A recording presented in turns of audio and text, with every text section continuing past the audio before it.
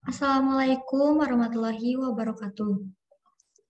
Puji dan syukur marilah kita panjatkan kehadirat Allah Subhanahu wa taala karena berkat rahmat dan hidayahnya kita dapat menghadiri acara kuliah umum dengan materi karya tulis ilmiah dan program kreativitas mahasiswa atau PKM pada malam ini, hari Minggu tanggal 23 Oktober tahun 2022. Salawat beserta salam hendaklah selalu kita sanjungkan kepada Nabi besar Muhammad Shallallahu Alaihi Wasallam. Yang saya hormati Ketua Himpunan Mahasiswa Sipil atau yang mewakilinya, serta yang kami cintai dan kami banggakan seluruh peserta kuliah umum 2022. Hadirin yang berbahagia, sebelumnya izinkan saya untuk memperkenalkan diri terlebih dahulu. Saya Tami Flaviana Nabila selaku moderator pada kuliah umum malam ini. Selanjutnya, marilah kita buka acara ini dengan mengucapkan basmalah bersama-sama. Bismillahirrahmanirrahim. Acara selanjutnya yaitu sambutan dari Ketua Himpunan Mahasiswa Sipil atau yang mewakilinya. Kepada Saudara Habib Hasbi, saya persilahkan. Suaranya masuk nggak?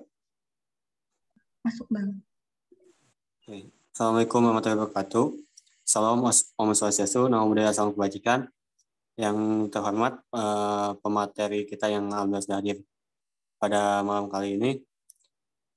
Yang saya banggakan para adik-adik dan kawan-kawan Himpunan Mahasiswa Sipil Fakultas Teknik Universitas Siliwangi.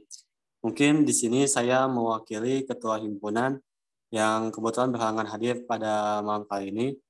Mungkin pada acara kali ini itu kuliah umum dengan materi program kreativitas mahasiswa dan karya tulis ilmiah. Nah, yang saya harapkan pada kegiatan atau kuliah umum pada malam hari ini itu bisa memberikan banyak manfaat dan juga bisa memberikan banyak inspirasi kepada kita mahasiswa teknik sipil Universitas Siliwangi.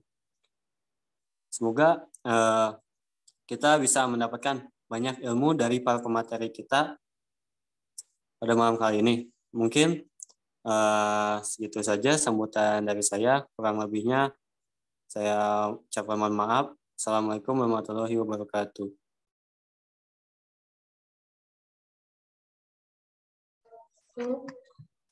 Terima kasih kepada Saudara Habib Hasbi selaku perwakilan Ketua Himpunan Teknik Sipil Fakultas Teknik Universitas Siliwangi atas sambutannya. Sekarang kita masuk ke acara inti, yaitu kuliah umum dengan materi karya tulis ilmiah dan program kreativitas mahasiswa bersama Sains Hunter Indonesia. Sekarang kita masuk ke pemateri yang pertama, yaitu Kayoshi Damai Aksani Takvim. Baik, langsung saja izinkan saya untuk membacakan CV dari pemateri karya tulis ilmiah ini.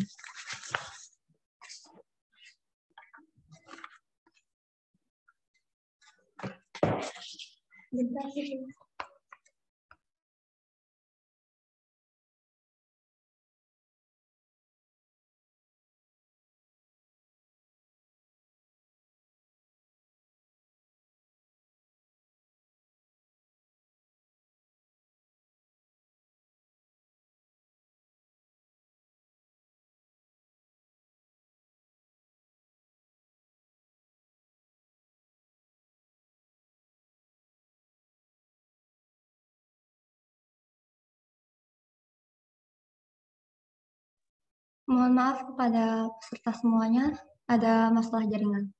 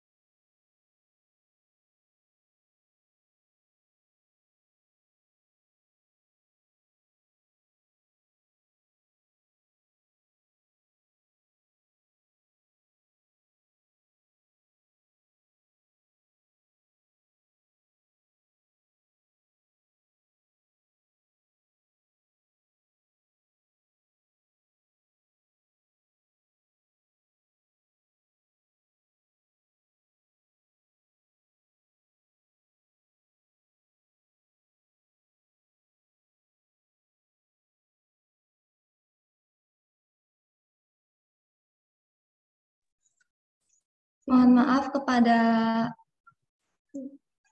CV-nya tidak bisa ditayangkan.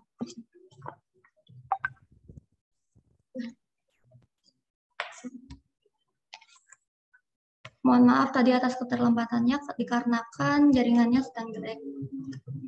Baik, langsung saja sekarang saya bacakan CV-nya.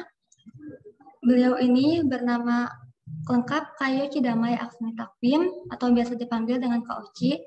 Lahir di Kudus pada tanggal 31 Mei tahun 2000. Beliau memiliki skill yang pertama, skill bioteknologi, biokimia, mikrobiologi lingkungan, dan translator Inggris Indonesia. Seperti yang terlihat pada share screen, ada beberapa pengalaman pekerjaan dari Kak Oci ini. Dan ada juga beberapa pengalaman organisasinya. Kak Oci ini lulusan dari program studi biologi Fakultas Matematika dan Ilmu Pengetahuan Alam Universitas 11 Maret pada tahun 2017 sampai 2021. Seperti yang terlihat pada share screen, ada banyak sekali ya pencapaian dari Kak Oci ini.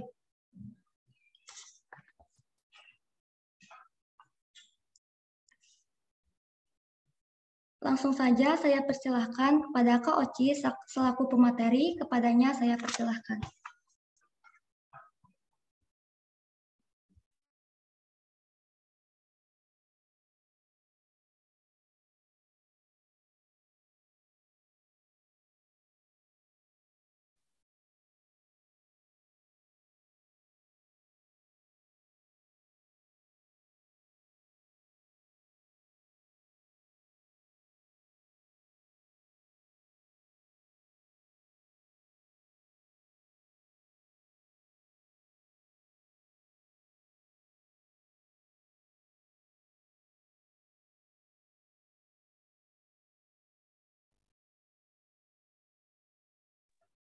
Mohon maaf Kak, suaranya tidak terdengar, tidak ada suaranya. Kalau sekarang bagaimana? Kalau saya coba masuk lagi ya. Kalau sekarang saya dengar belum? Udah ada Kak, tapi kecil. Oh, kecil. Ya. Kalau segini, kecil nggak? Enggak Kak, udah kedengaran jelas. Oke, alhamdulillah saya mulai ya. Mohon maaf teman-teman kalau suaranya bermasalah. Bismillahirrahmanirrahim. Assalamualaikum warahmatullahi wabarakatuh. Waalaikumsalam.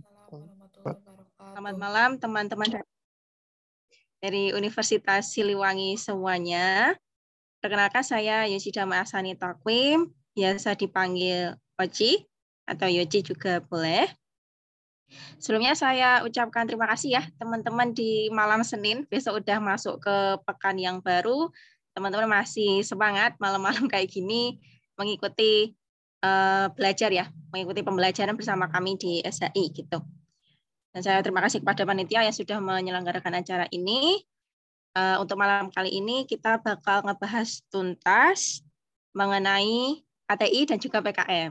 Nah sebelum masuk nih, kita tanya dulu ya, ini kan teman-teman mahasiswa biasanya update. Pada punya IG kan? Pada punya IG ya, teman-teman? Ada. Punya, Pak. Punya. Ada ya, ada yang punya IG, punya TikTok, punya Twitter mungkin ya. Yang trending-trending gitu tahu lah ya kalau anak kuliahan. Tahu ya teman-teman di Unsil ya. Yang paling trending apa sih hari ini? Mungkin Kak Tami bisa kasih tahu. Yang Kak Tami tahu mungkin yang banyak ya di screen HP-nya Kak Tami itu apa sih yang berita berseliweran kali ini itu apa?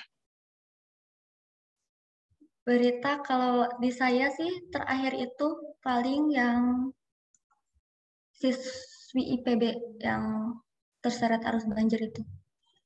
Yang terseret arus itu ya? Ya, Kak. Oke, nah itu Kak Tami sudah kasih satu contoh. Ada lagi nggak yang gempar-gempar lagi? Mungkin KDRT, Lesti Bilar, tahu ya teman-teman ya. KDRT, terus ada juga obat gagal ginjal akut yang buat anak-anak itu ya, obat sirup yang dilarang atau di-ban, itu teman-teman pasti dengar ya. Teman-teman sudah sering baca apa ya, baca sesuatu yang trending di sosmed atau juga di televisi atau di inilah di media massa. Karena karya ilmiah itu apapun bentuknya, entah di LKTI atau di PKM, kita butuh untuk ini ya, untuk selalu jadi anak sosmed selama tahu apa yang trending hari ini. Ya Kak Tami ya. Itu buat modal sama kita. Gitu. Jadi masalahnya ada, kita tahu masalah yang berseliweran hari ini, tinggal nanti kalau di KTI itu kita cari solusinya. Gitu. Nah, kalau saya boleh tahu teman-teman di sini kebanyakan angkatan berapa dan jurusan apa ya? Jurusan atau peminatan apa mungkin ya, biar saya tahu. Boleh kasih tahu di kolom chat atau boleh on mic. Teknik sipil, Bu. Teknik sipil, Masya Sipil Allah. 20, Bu. Oke. 22, Bu. Angkatan 20 ada, 22 ada. Berarti ini ya, random ya ini Kak Tami ya. Masih banyak yang beda-beda level ya. Ada yang masih baru, ada yang sudah lama. Nah, tanpa berlama-lama kita langsung aja cek. Ini ya. Dari materinya dulu, nanti saya akan izin berbagi ke teman-teman gimana sih kita untuk menulis KTI itu sebenarnya apa, terus tekniknya seperti apa. Baru nanti kita kupas bagaimana cara mengolah ide itu dari masalah-masalah yang trending. Nah, mungkin untuk menjaga supaya sinyal saya oke, saya izin untuk off cam dulu selama share screen ya, teman-teman. Mohon maaf ya. Nggak apa-apa ini Kak Tami? Ya, Kak, nggak apa-apa. Saya izin untuk off cam dulu, nanti pas tanya jawab saya open cam lagi.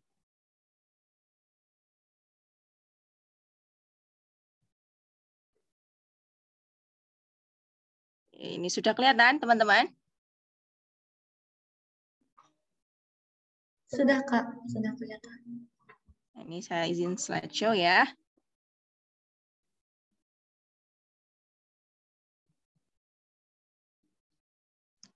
Nah, ini PPT yang saya buat itu sebenarnya merupakan review dari kelas KTI yang ada di SHI. Kelasnya itu terdiri dari 12 materi ya. Ini saya review jadi satu supaya lengkap nih khusus buat teman-teman Unsil gitu ya.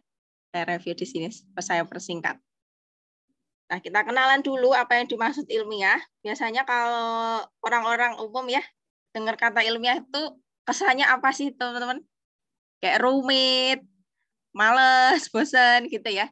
Padahal ilmiah itu sesuatu yang mengantarkan kita supaya bisa bersifat ilmu dan memenuhi syarat kaidah ilmu pengetahuan.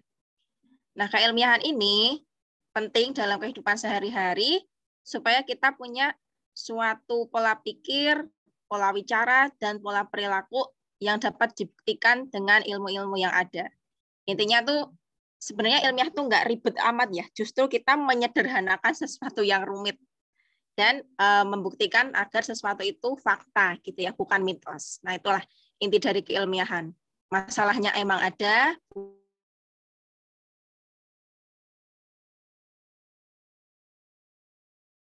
bukti dari ilmiah dan keilmiahan. Nah, untuk jenis tulisannya sendiri, karya ilmiah ini dibagi dua nih, teman-teman.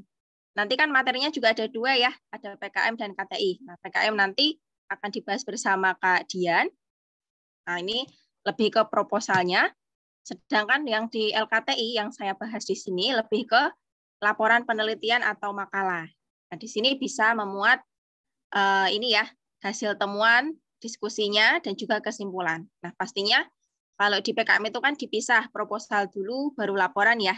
Teman-teman di sini sudah pada ikut PKM? Sudah pernah? Sudah, Kak. Oke, gimana Dek sensasinya? Ikut PKM? Bertim ya kemarin? Iya, Kak, per tim. Dek atau Kak ya? Saya panggilnya ya. Dek Yani aja nggak apa-apa ya?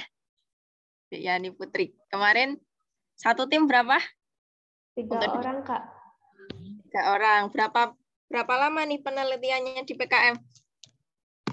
Sebentar, Kak, karena dikejar deadline tuh dari fakultas. Nah, emang serunya di PKM kayak gitu ya. Kejar-kejar deadline, terus kita dibatasin gitu. Kalau di PKM kan ada timeline-nya tersendiri. Nah, tapi kalau di LKTI ini, kita boleh nih, misalkan dari tahun ini, kita menyusun ide, terus menyusun KTI, baru kita submit di tahun depannya, kalau pas ada LKTI dari univ-univ tuh buka ya. Misalkan nih, tahun ini kita mau membuat penelitian tentang deteksi kebohongan gitu ya, alat pendeteksi kebohongan atau rancang bangun jembatan. Kita bisa mulai dari sekarang. Nah, baru tahun depan pas ada lomba kayak KJI gitu ya, kompetisi jembatan atau kontes jembatan di Indonesia, terus ada lomba LKTI dari univ lain, kita baru submit tuh boleh. Itu beda dengan PKM ya. PKM itu kan sangat strict untuk timeline-nya. Tapi kalau LKTI itu kita boleh dari lama bikinnya, terus kita submit pas sudah dibuka pendaftarannya. Lebih enak di LKTI ini, lebih ringan. Nah, untuk modal utama di KTI juga kita pasti perlu tim ya, teman-teman ya, bikin tim yang solid. Pastikan teman-teman yang kita ajak dari awal itu mau buat bersusah payah ya bersama kita, seru-seruan di penelitian ini. Terus juga PDKT dengan dosen pembimbing atau kakak mentor. Jadi dari awal tuh teman-teman melibatkan seorang senior gitu. Bukan hanya bekerja sendiri karena itu takutnya memberatkan teman-teman setim aja. Kalau punya senior kan ada yang membantu. Misalnya kalau sama dosen masih agak ini ya malu-malu, atau dengan dosen tuh dosennya sendiri banyak proyek nih Kak. Saya nggak tahu mau nulis apa dosennya pun kalau saya hubungin agak lama gitu. Berarti harus cari mentor, cari senior. Nah, jadi disiapkan ya dari awal. Nah, kalau sudah dapat kelompok, dapat tim, kita bisa nih cari ide. Nah, ini untuk jalur pencarian ide dari saya ini ada 6. Yang pertama ada dari berita hot nasional. Tadi ya sekarang berita nggak harus dari koran, nggak melulu dari berita yang formal dan agak membosankan gitu ya. Bisa kita lihat dari sosmed itu tadi kayak seorang mahasiswi yang terseret arus ya di IPB, terus beberapa berita yang jadi trending di Twitter, dari tragedi Kanjuruhan, kemudian pergantian Perdana Menteri Inggris, siapa tahu ada yang teman-teman suka ke Inggris ya, mau ke Inggris gitu. Terus dengar-dengar, oh Perdana Menterinya mundur nih, sekarang ada resesi ekonomi dan lain-lain gitu. Terus dari infrastruktur di IKN ya, di ibu kota negara yang baru sudah mulai dibangun, ini teman-teman yang sipil nih, pasti punya ide yang bagus, yang banyak ya buat IKN gitu. Itu bisa berita-berita hot yang nasional itu bisa kita jadikan suatu sumber ya untuk di KTI ini. Terus yang kedua, ini permasalahan sekitar. Nah, untuk baru-baru ini teman-teman ada yang meriang atau sehat-sehat aja nih? Kak Tami atau mungkin? Oh, ini ada yang jawab masih sehat nih. Ada yang sakit atau meriang-meriang dikit malam ini? Oke, masih sehat ya. Kak Syifa juga sehat, Kak. Kak Syifa Oktaviani. Oke, alhamdulillah. Nah, ini kalau di Jawa ya, di Jawa Tengah maksud saya, itu sedang banyak-banyaknya yang demam, dan itu paling banyak anak-anak ya. Sekarang lagi di ban atau dilarang tentang penggunaan obat sirup, dan akhirnya kalau orang-orang yang awam ya, teman-teman, itu mereka jadi anti gitu ke obat-obatan yang dikonsumsi secara mulut gitu. Nah, akhirnya bisa nih dari permasalahan itu kita buatin kompres demam yang dari limbah kulit pisang misalkan, atau kita buatin sesuatu yang bisa menurunkan demam atau batuk tapi nggak usah harus diminum gitu. Itu dari permasalahan sekitar. Terus kalau dari teman-teman yang di sipil nih, misalkan ya ada apa nih? Ada beberapa infrastruktur yang kurang bagus ya di sekitar teman-teman, itu bisa teman-teman cariin solusi yang baru. Nah, ini yang ketiga, ada modifikasi solusi yang pernah ada. Jadi kita bisa menambahkan fitur atau kelebihan baru dari inovasi yang telah ada sebelumnya. Nah, di sini di yang nomor 3 ini, teman-teman, Teman-teman semua bisa mencari karya yang sudah pernah juara di lomba-lomba lain sebelumnya ya. Terus teman-teman bisa mengembangkan ide dari situ. Atau kalau teman-teman mau fast track, bisa melihat skripsi dari kakak tingkat, tapi nggak usah dipikir yang berat-berat ya, cuma dilihat sekilas dulu. Oh, ini idenya apa sih? Gitu. Nah, terus teman-teman bisa nambahin fitur yang baru dari ide kakak tingkatnya atau seniornya. Jadi nggak usah bikin ide yang 100% baru ya, itu malah susah nanti. Kalau di LKT ini, nggak apa-apa, tinggal nambahin satu fitur baru. Misalkan kalau merancang jembatan tuh ya, bisa pakai material yang baru, tapi metodenya sama, atau ini ya desainnya itu sama, tinggal bahannya yang berbeda. Terus kalau mau bikin aplikasi, itu berarti tinggal nambah satu fitur baru itu boleh. Jadi nggak harus dari nol. Nah, yang keempat nih ada materi kuliah dan juga berbagai jurnal. Nah, ini kita bisa mencermati apa yang telah dipelajari saat kuliah dan mencoba kaitkan dengan permasalahan yang ada.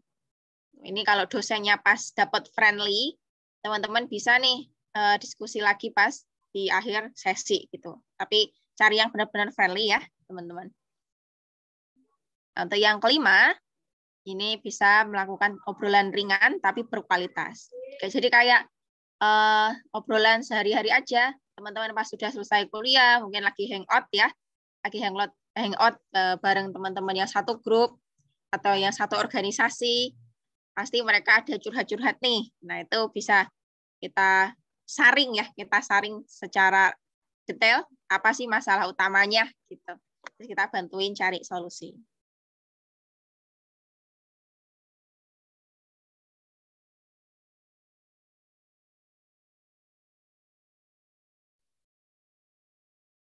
Nah, saya lanjutkan dulu.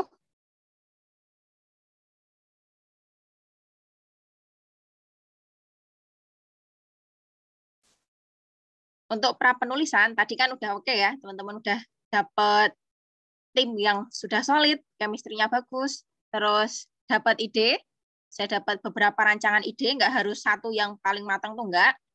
Nah, itu setelah dapat ide kasar dan tim yang solid, kita siapkan nih beberapa tips pra penulisan. Nah, ini ada 10 pertanyaan mendasar. Yang pertama nih, mengapa penelitian ini penting untuk dilakukan? Itu maksudnya apa? Masalahnya ini urgent nggak sih? Gitu ya. Apa pentingnya buat orang-orang? Berapa banyak orang yang akan menerima manfaat gitu ya? Intinya kenapa ini penting? Kenapa masalahnya itu harus banget kita bantuin cari solusinya. Nah, terus yang kedua, nilai kebaruannya apa sih? Tadi ya, kita boleh modifikasi dari solusi yang pernah ada, cuma harus ditambahkan kebaruan, gitu, nambah fitur, nambah sesuatu yang baru. Nah, yang ketiga, ini apa saja manfaat dari penelitian ini? Teman-teman mau kasih apa nih setelah menuliskan karya ilmiah ini? Yang keempat, bagaimana kerangka pikir penelitian yang dilakukan? Kerangka pikir itu kayak benang merah, gitu, kayak ringkasan awalnya. Ini tuh masalahnya apa? Dulunya udah ada solusi ini dari pemerintah atau dari dinas, tapi masih kurang nih. Nah, maka dari itu tim kami mengusulkan ada gagasan lalalala kayak gitu. Kerangka pikir itu kayak ringkasannya. Terus kalau teman-teman membuat suatu produk baru atau suatu aplikasi, pasti kan ada namanya ya. Nah, itu kasih tahu nih apa filosofi dari nama atau produk yang dibuat itu. Biasanya kalau ini jurinya dari bahasa atau dari sastra, kebetulan dulu saya pernah dapat sekali waktu bikin aplikasi ya, aplikasi pendidikan, ternyata malah ditanyain filosofi nama aplikasinya, gitu. Bukan aplikasinya yang dikulik, tapi malah filosofi namanya, gitu. Dan itu ternyata berbobot banget. Terus yang keenam, apakah penelitian atau ide ini pertama kali atau sudah ada sebelumnya? Biasanya teman-teman justru yang penelitiannya itu sudah ada sebelumnya, tetapi dimodifikasi, itu malah lebih banyak yang juara daripada pertama kali banget. Karena kalau pertama kali banget tuh, biasanya penelitian kita kan masih ada batasan ya. Nah, itu yang dinilai kurang dari juri. Tapi kalau penelitian kita itu pengembangan, sudah ada sebelumnya, tapi kita tambahkan fitur baru, itu malah dapat poin plus. Terus yang ketujuh, mengapa mengambil objek penelitian ini? Misalkan teman-teman mau tadi ya merancang fasilitas umum, gitu, fasilitas umum di kota X. Kenapa harus kota X? Kenapa fasilitasnya misalkan harus jembatan atau harus kamar mandi umum, toilet umum tuh ya, atau apa? Kenapa objek penelitian ini tuh penting buat timnya kalian? Terus yang ke-8, kira-kira apa kekurangan atau batasan ya? Kekurangan atau batasan dari penelitian ini. Nah, ini penting karena kita di sini kan sebagai peneliti pemula ya, teman-teman mahasiswa, belum yang expert. Nah, di sini kita tetapkan batasan. Misalnya kita membuat produk A, berarti ya udah kita bahas full di produk A itu, tidak perlu membahas tentang produk lain terlalu banyak. Jadi kita fokus di produknya kita sendiri, kita batasin untuk pembahasannya. Terus yang ke-9, bagaimana cara mengumpulkan data dan teknik analisisnya. Kita mau menggagas doang atau benar-benar sampai ambil data di lapangan. Nah, itu semuanya berpotensi juara, teman-teman. Jadi di LKTI ini boleh kita hanya menggagas saja, boleh kita penelitian beneran seperti kakak-kakak tingkat yang sudah skripsi. Nah, itu semuanya punya peluang yang sama untuk juara. Terus yang ke-10, ini justru yang bobotnya tinggi ya. Dari mana sumber rujukan atau informasi dan data terkaitnya? Gitu. Berkaitan atau enggak nih dengan idenya teman-teman. Jadi kalau sumber rujukannya itu dari website yang ada blogspot-nya, atau dari Wikipedia aja, atau bahkan dari blog pribadi yang nggak tahu ya identitas penulisnya itu siapa, anonim, itu biasanya bisa mengurangi nilai. Tapi kalau sumber rujukan kita itu dari website yang terpercaya, ada nama penulisnya, nama terang, ada background-nya, itu bisa menambah nilai.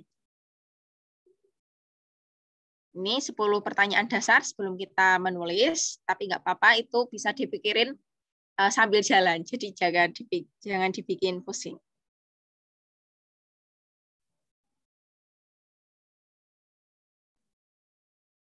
Nah, berikutnya nih ada cara pembuatan judul, teman-teman.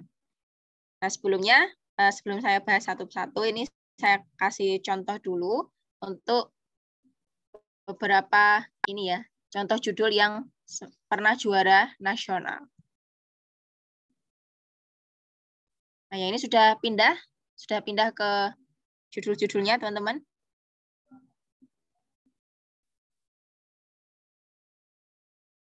Apakah slide-nya sudah pindah? Sudah, Pak. Sudah. Oke. Nah, di sini saya kasih contoh dulu. Ini adalah para pemenang Lomba Penelitian Nasional Jenjang Madrasah Aliyah. Saya kasih yang ini ya, yang level anak-anak SMA dulu, supaya teman-teman nanti yang di Unsil bisa upgrade. Nah, kalau anak SMA aja bisa segini, berarti saya dan tim harus lebih bagus, gitu ya. Ini saya kasih contoh dulu, yang pemenang-pemenangnya. Nah, ini ada yang dari kimia atau kedokteran atau kesehatan ya. Ini dia membuat profiling senyawa kandidat anti kanker dari sayap kanan lalat. Jadi lalat itu kan kita tahu sesuatu yang menjijikkan ya teman-teman ya, menjijikkan. Intinya kita nggak mau deh ketemu sama lalat. Nah, ternyata di sayap kanannya itu bisa berpotensi anti kanker loh. Nah, mereka bikin penelitian ini. Jadi dicek apakah benar sayap kanan lalat itu ada zat anti kankernya. Nah, mereka melakukannya itu dengan metode HPLC dan GCMS. Kalau dari judul ini, judul penelitian yang bisa untuk juara itu memuat apa saja? Yang pertama, masalahnya kan ini ada kanker. Ya, memuat ada masalahnya. Terus solusinya di sini pakai sayap kanan lalat dan juga metodenya. Ini ya, HPLC dan GCMS. Jadi di judul itu ada 3 komponen. Masalah utamanya, ini ya, masalah utama. Terus solusinya ini yang nyentrik ya, yang inovatif. Dan juga metode. Jadi metodenya tidak boleh lupa diberikan. Supaya menjadi pembeda. Kita ngeceknya pakai apa sih? Jangan-jangan kita ngecek anti kankernya langsung ke orang gitu ya. Nanti malah pasiennya pada meninggal, itu kan nggak boleh. Jadi ini ada metodenya, metode di laboratorium aja. Terus yang kedua, ini ada pembuatan ini ya, pendeteksi atau potensi longsor melalui nilai skor faktor geologi di jalur kereta api Petak Nagrek. Nah ini, di sini jelas permasalahan utamanya ini longsor, terus solusinya, solusi sekaligus ini ya, sekaligus metodenya, itu nilai skor faktor geologi. Nah ini, terus tempatnya itu di jalur kereta api Petak Nagrek. Ya. Nah, terus di sini ada kesehatan lagi, ada TB box ini ya. Tadi yang saya maksud untuk filosofi nama dari gagasan atau produknya itu seperti ini. Kalau kita mau membuat suatu brand, contohnya ada TB box gini, filosofinya itu apa? Apakah ini kepanjangan atau apa nih? Gitu. Ini kita kasih filosofi nanti kalau ditanyain sama jurinya. Nah, di sini TB box adalah inovasi kota obat pembantu perawatan pasien tuberkulosis berbasis IoT. Nah, terus ada juga ini yang terkait teknik ya. Yang keempat ini ada Sita Dana Cepat. Ternyata ini singkatan ya. Sintesis komposit serat pisang abaka ya ini. Serat pisang, serat pohon pisang. Terhadap kekuatan bahan karbon fiber pesawat terbang. Nah, jadi ini ceritanya si adik ini ya. Adik Zada Rizkia itu ngefans banget sama B.J. Habibie ini. B.J. Habibie kan dulu pembuat pesawat terbang juga ya, teman-teman ya. Nah, dia di sini cerita kalau mau membuat karbon fiber pesawat terbang tuh dari sesuatu yang alami. Nah, contohnya ini dari pohon pisang ya. Dia ambil dari serat abaka ini dari pohon pisang. Ternyata bisa nih teman-teman sampai dapat juara. Nah, terus yang kelima, ini ada karakterisasi zeolit, X ya, zeolit dan abu vulkanik Semeru dengan metode sol-gel sebagai penyerap CO2. Nah, ini ya permasalahannya ada penyerap CO2, terus solusinya ada pakai zeolit dan abu vulkanik, dan metodenya ada sol-gel. Nah, ini berikutnya, di sini ada yang anak sosum nggak ya? Teman-teman mungkin atau ada yang tertarik sosus, boleh ya sebenarnya ya kita cross anak yang IPA ke SOS, anak yang SOS ke IPA itu boleh kalau di LKTI, beda dengan PKM. Di sini ada yang tertarik untuk yang sosial humaniora? Kalau ada saya bahas ke bawah, kalau enggak saya skip ya, saya skip kembali ke PPT. Atau ada yang mau ditanyain dulu? Tengah-tengah boleh?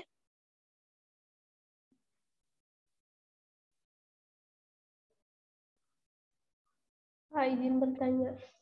Boleh, silakan Kak Yani. Kalau di ilmu sosial itu nantinya ngebahas tentang karakteristik manusia, bukan? Iya, kita membahas ini, membahas persepsi manusia ya, pendapat. Makanya kita banyak wawancara nanti, wawancara atau mengisi kuesioner atau mengisi Google Form. Lebih ke manusia bisa atau satu narasumber pun bisa. Jadi pilih narasumbernya satu atau banyak. Kayak ini berminat? Untuk sekarang sih enggak, Kak. Tapi menarik tuh. Nggak apa-apa ya. Jadi kalau mungkin kapan-kapan teman-teman mau pindah ya, sudah capek di dunia IPA atau teknik, bolehlah jalan-jalan dulu ke ilmu sosial humaniora. Kalau di Sosum ini, penelitiannya tuh cukup singkat nih teman-teman. Dia lebih suka sharing-sharing gitu ya, sharing-sharing bareng bareng respondennya. Nggak harus ke lab, nggak harus ke ini ya, harus bikin suatu produk baru tuh nggak. Jadi kalau mau minat di sosial humaniora seperti itu. Nah, kalau sudah cukup di judul yang IPA atau teknik, seperti itu ya, untuk anak-anak SMA, nanti teman-teman bisa mengembangkan sendiri untuk di level kuliah. Nah, kalau teman-teman mau cari judul yang ini ya, yang juara-juara lagi, teman-teman bisa datang ke website UKM, Unit Kegiatan Mahasiswa Keilmiahan ya, di masing-masing universitas.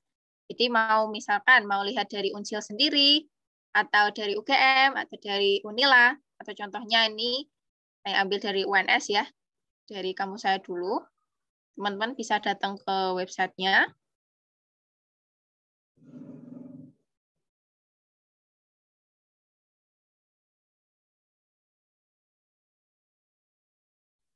Bentar ya, loading teman-teman.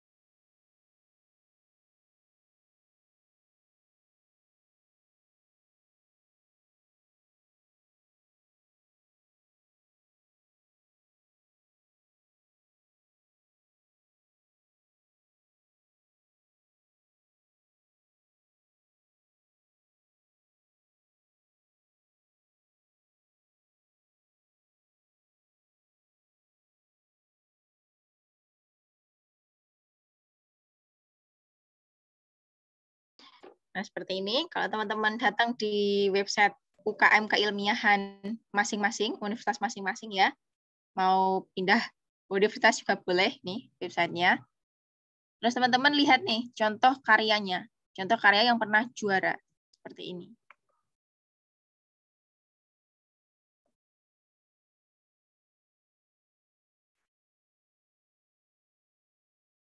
Nah, ini di sini ada ruang karya.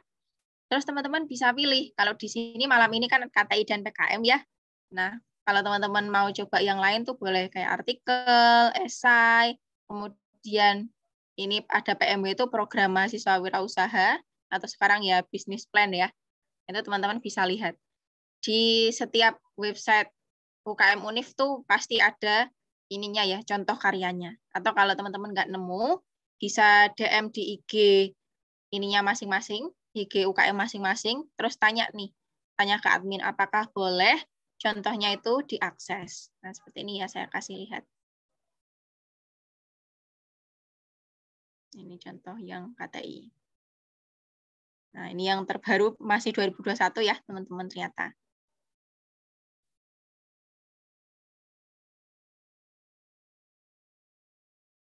Nah, ini. Bahkan ini dari yang jurinya. Oke, ini nanti bisa dilihat teman-teman di sini kebanyakan tuh yang sudah juara ya, jadi bisa dicontoh nih. Mungkin kita boleh baca satu.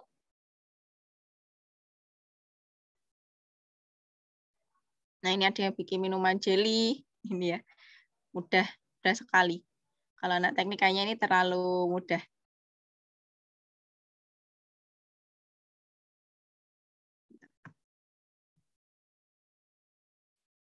Terus apa lagi nih?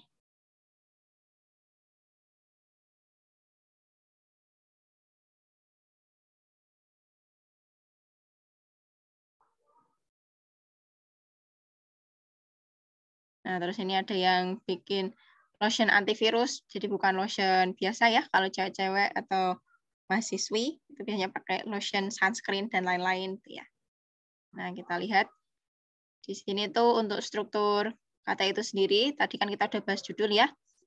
Di sini ada cover, covernya juga harus benar, mengikuti template, ada halaman pengesahan, ada lembar orisinalitas karya, ini masih lama pakai materi yang 6.000.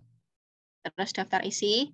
Untuk pembuatan ini ya, pembuatan template kayak daftar isi, daftar gambar, terus nomor halaman, itu teman-teman bisa cek di YouTube, misalkan masih pemula ya, itu ada tutorialnya bagaimana cara merapikan format-format ini. Gitu. Tapi kalau teman-temannya sudah semester atas, pasti udah expert lah ya. Nanti bisa dibuat sendiri. Nah, terus di sini ada abstrak nih, teman-teman. Menginjak ke materi berikutnya ya. Itu ada abstrak. Setelah kita bahas judul tadi, di sini ada abstrak. Abstrak itu apa? Abstrak itu juga ringkasan, sama seperti kerangka berpikir, cuma dia ringkasannya dalam bentuk kata-kata. Kalau kerangka berpikir itu kan lebih ke ini ya, diagram alir. Kalau ini lebih ke deskripsi yang satu paragraf seperti ini. Nah, di abstrak teman-teman, di sini tuh biasanya dibatasi antara 200 sampai 300 kata. Cara menulisnya gimana? Kita bagi ya. Misalkan dari kalimat 1 sampai kalimat kelima itu permasalahannya dulu. Ya, permasalahannya dulu. Banyak ya di sini kalimat 1 sampai kelima itu masalahnya dulu. Terus kita masukkan solusinya. Oh, di sini masalahnya masih di pandemi virus corona nih karena tahun lalu ya. Terus solusinya ini mau pakai limbah kulit pisang buat sebagai antivirus gitu. Nih. Nah, terus dia di sini ternyata nggak bikin nih teman-teman. Dia nggak bikin lotionnya, cuma menggagas aja. Nah, berdasarkan penelitian sebelumnya, nah ini ya, karena dia cuma menggagas aja, maka dia membaca saja, mengumpulkan literatur. Dia nggak benar-benar bikin di lab gitu ya, atau nggak merancang lah gitu. Jadi dia hanya menuliskan, oh berdasarkan penelitian terdahulu tuh berpotensi kok, berarti bisa dong gitu. Nah ini ya. Terus di sini ada masuk ke hasil, hasilnya itu juga berlandaskan penelitian sebelumnya dari jurnal-jurnal. Nah, terus ditutup dengan ini, dengan kesimpulan. Kesimpulannya itu lotion bodyguard ini sebagai apa nih? Sebagai antivirus dengan ditambahkan ekstrak kunyit dan juga ekstrak green tea. Gitu. Sebagai solusi aman keluar rumah dengan melindungi kulit dari virus dan sinar UVA, UVB. Jadi tadi ya urutannya ada permasalahan, terus solusinya, terus langsung masuk ke hasil. Hasilnya itu kalau gagasan ya teman-teman tulis dari penelitian terdahulu tuh apa aja potensinya dan nanti dikasih ke kesimpulan. Nah di sini untuk membedakan penelitian teman-teman biar dikira nggak plagiasi ya, itu kata kuncinya dibuat sebeda mungkin dengan yang ada di jurnal-jurnal. Kayak gini, kombinasi antara kata body lotion, limbah kulit pisang, kunyit, dan green tea itu belum pernah ada di jurnal sebelumnya. Tapi kalau itu ada dan sama persis, biasanya nanti dikira plagiat ya, teman-teman. Jadi itu dilihat lagi kalau teman-teman sudah bikin judul dan juga bikin kata kunci, itu dikopas dulu ke Google apakah ada yang sama persis. Kalau ada yang sama, langsung dirombak aja. Dulu pernah ada pengalaman ya, saya di lomba di UNUD, Bali, itu sudah pernah ada yang dapat juara 3 dari Univ mana ya, Jawa Timur lah. Mau dapat juara 3, tapi karena dilihat dari judul dan kata kunci abstraknya itu sama persis, mereka nggak jadi juara. Itu sangat disayangkan ya. Jadi kayak kasihan untuk alma maternya gitu, karena sudah menurunkan grade ya. Tadi juara 3, tapi ternyata karena judul dan kata kuncinya itu sama persis, mereka nggak jadi juara. Oke. Nah, setelah abstrak nih teman-teman, seperti biasa ada bab 1 pendahuluan, terus nanti ada ini ya, ada latar belakang, ada tinjauan pustaka bab 2-nya, ini deskripsi-deskripsi. Terus ada metode.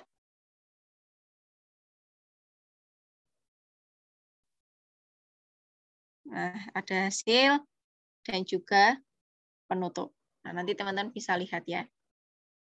Saya kasih linknya di akhir. Kita kembali lagi.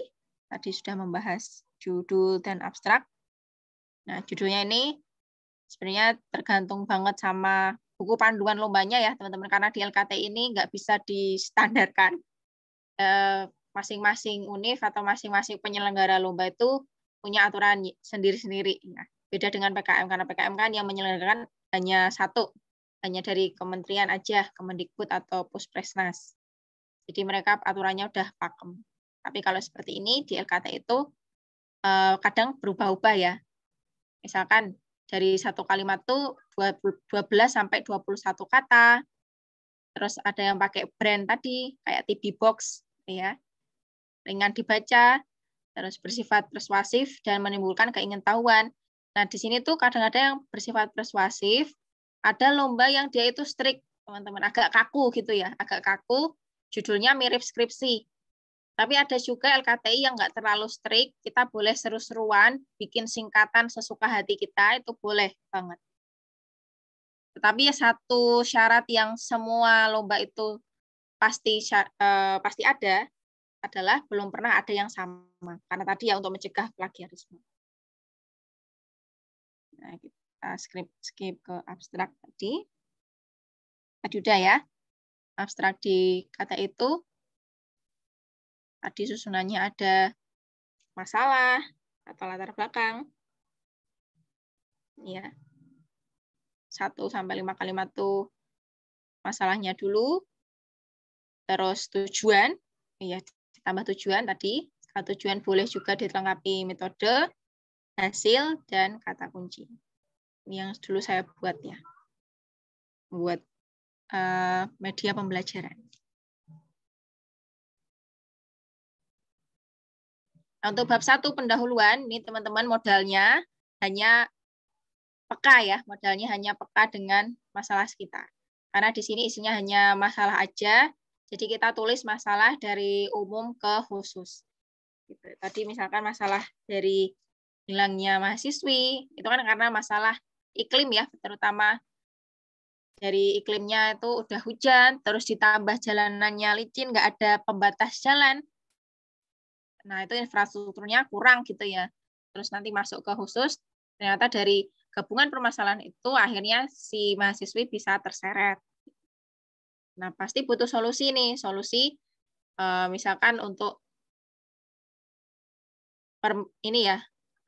pemindahan ruas gitu, pemindahan ruas arus jalan atau solusi yang lain pembangunan infrastruktur jalan saat hujan tuh biar lebih safety. Itu bisa. Nah, untuk LKTI di Indonesia ini mengedepankan agar peserta mengangkat isu terbaru yang memang sedang hangat dibicarakan pada tahun penyelenggaraan lomba. Ya maksimal 1-2 tahun ini tuh masih fresh lah gitu masalahnya. Dan apabila tidak segera diselesaikan, bisa menimbulkan masalah kompleks. Nah, ini untuk LKTI di Indonesia ya, teman-teman ya, kalau teman-teman ikuti di univ-univ kita. Tapi kalau teman-teman mengikuti lomba karya ilmiah internasional, itu masalahnya boleh nggak harus yang fresh-fresh amat. Jadi masalah yang udah klasik lah, kayak pengelolaan sampah gitu ya, pengelolaan limbah, atau juga ini konflik agraria kayak gitu-gitu, atau konflik di ibu kota versus pedesaan kayak gitu boleh. Jadi konflik yang sudah klasik tuh boleh, kalau di lomba internasional justru bisa menang. Tapi kalau di Indonesia itu sukanya adalah isu-isu yang emang lagi fresh banget, lagi baru banget gitu. Untuk tips lainnya, diperbolehkan ini ya mencantumkan data dari portal berita terpercaya, namun dukungan data dari jurnal lebih disarankan. Nah, yang terakhir nih, penentuan rumusan masalah hendaknya spesifik dan realistis. Jadi di bab 1 pendahuluan itu kan nanti ada latar belakang, terus ada tujuan dan rumusan masalah. Nah, itu kita batasin aja ya, teman-teman. Kalau teman-teman kuatnya satu aja, jadi nanti biar sinkron dari rumusan masalah sampai akhir. Gitu. Cuma membahas satu pertanyaan itu aja, nggak usah banyak-banyak. Nah, yang berikutnya ini ada tinjauan pustaka.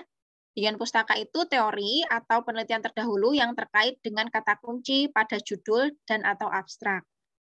Nah, di sini tadi kita lihat dulu ya dari judulnya, terus di tinjauan pustaka kita kasih poin-poin yang emang ada di judul. Contohnya ini, kalau teman-teman mau membuat produk soy yogurt from Medinilla Speciosa. Inovasi yogurt tersertifikasi buah lokal, Parijoto guna meningkatkan taraf ekonomi warga desa via e-commerce. Nah, di sini ada kata kunci utamanya yaitu yogurt, terus pemasaran digital e-commerce ini ya, dan juga buah lokalnya. Nah, itu teman-teman cari kata kuncinya dulu di judul atau abstrak, terus nanti kita jabarkan di sini ya. Di tinjauan pustaka ini kamusnya KTI, jadi teman-teman akan mendefinisikan ya, kayak oh yogurt itu apa, e-commerce itu apa, Parijoto itu apa, terus nanti kasih gambar. Kalau bisa sih dikasih gambar untuk di tinjauan pustaka ini supaya tidak terlalu membosankan.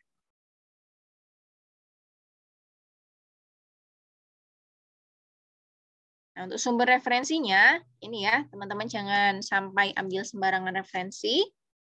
Nah, ini kalau nasional bisa cari di Sinta. Ya. Sementara internasional bisa dicari di Cimago. Cimago itu seperti ini ya. Di sini kelihatan kan ada tulisan Q1, Q1, Q1. Nah, ini berarti jurnalnya bagus. Referensinya kita bagus.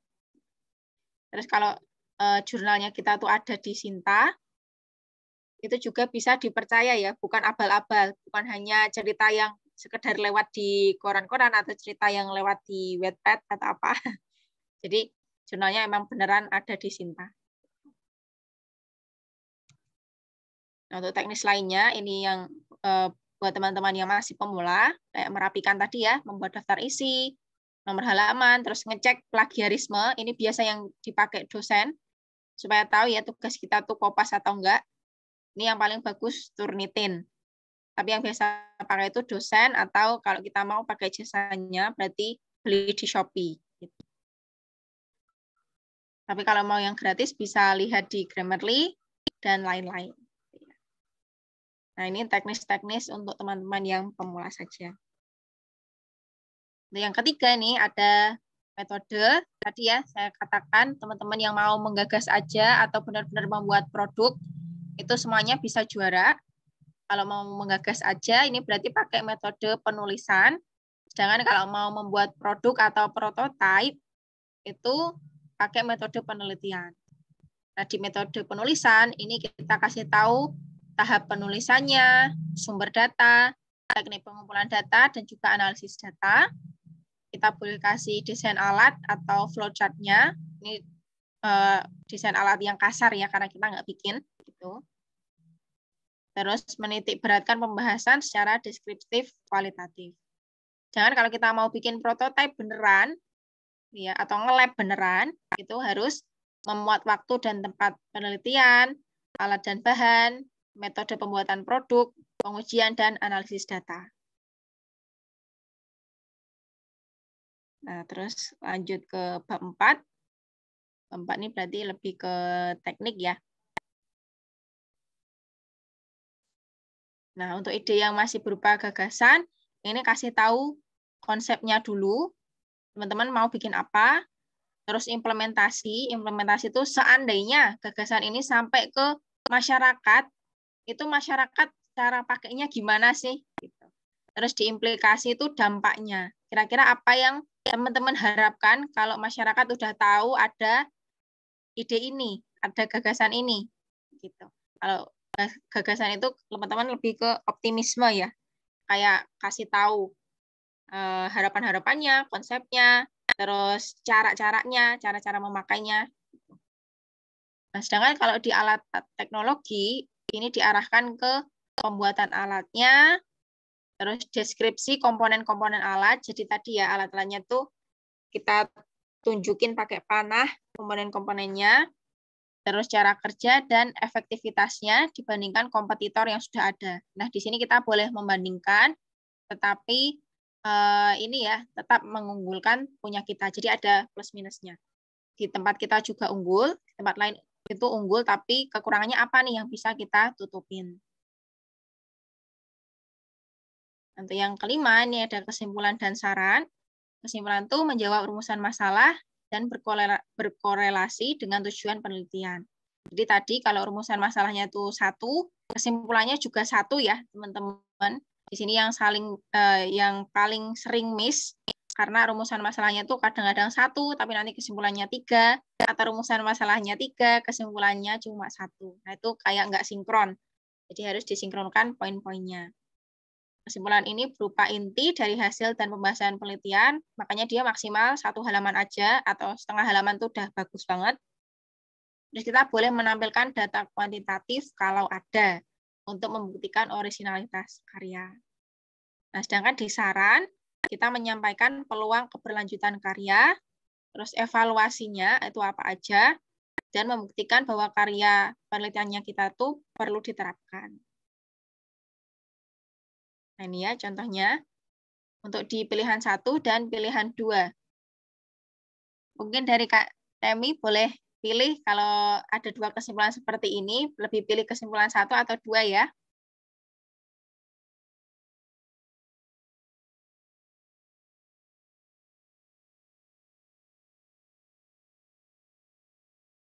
Halo?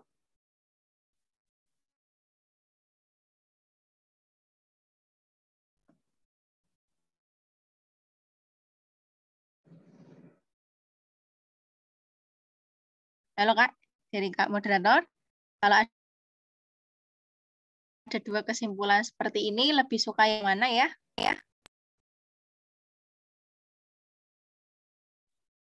Yang kedua, Kak. Karena? Karena apa nih? Pilih yang kedua.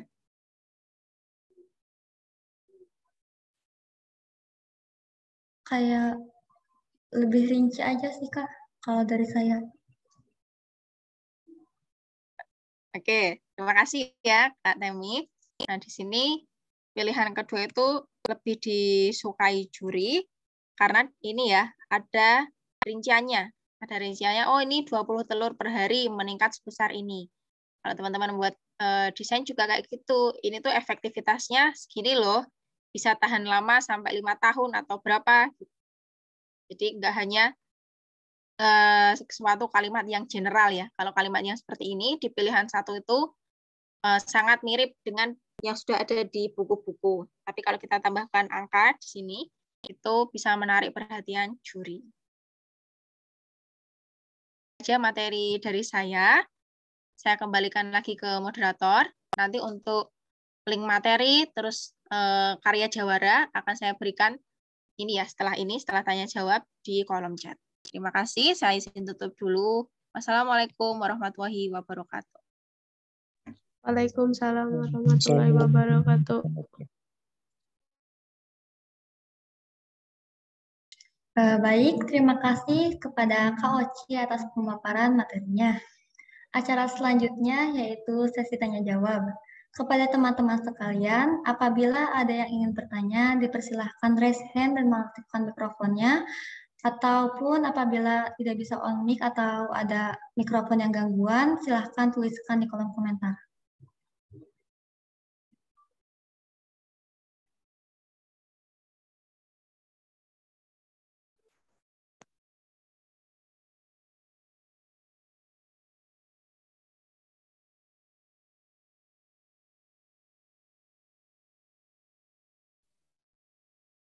Oke, Kak Syifa, sebenarnya udah reset.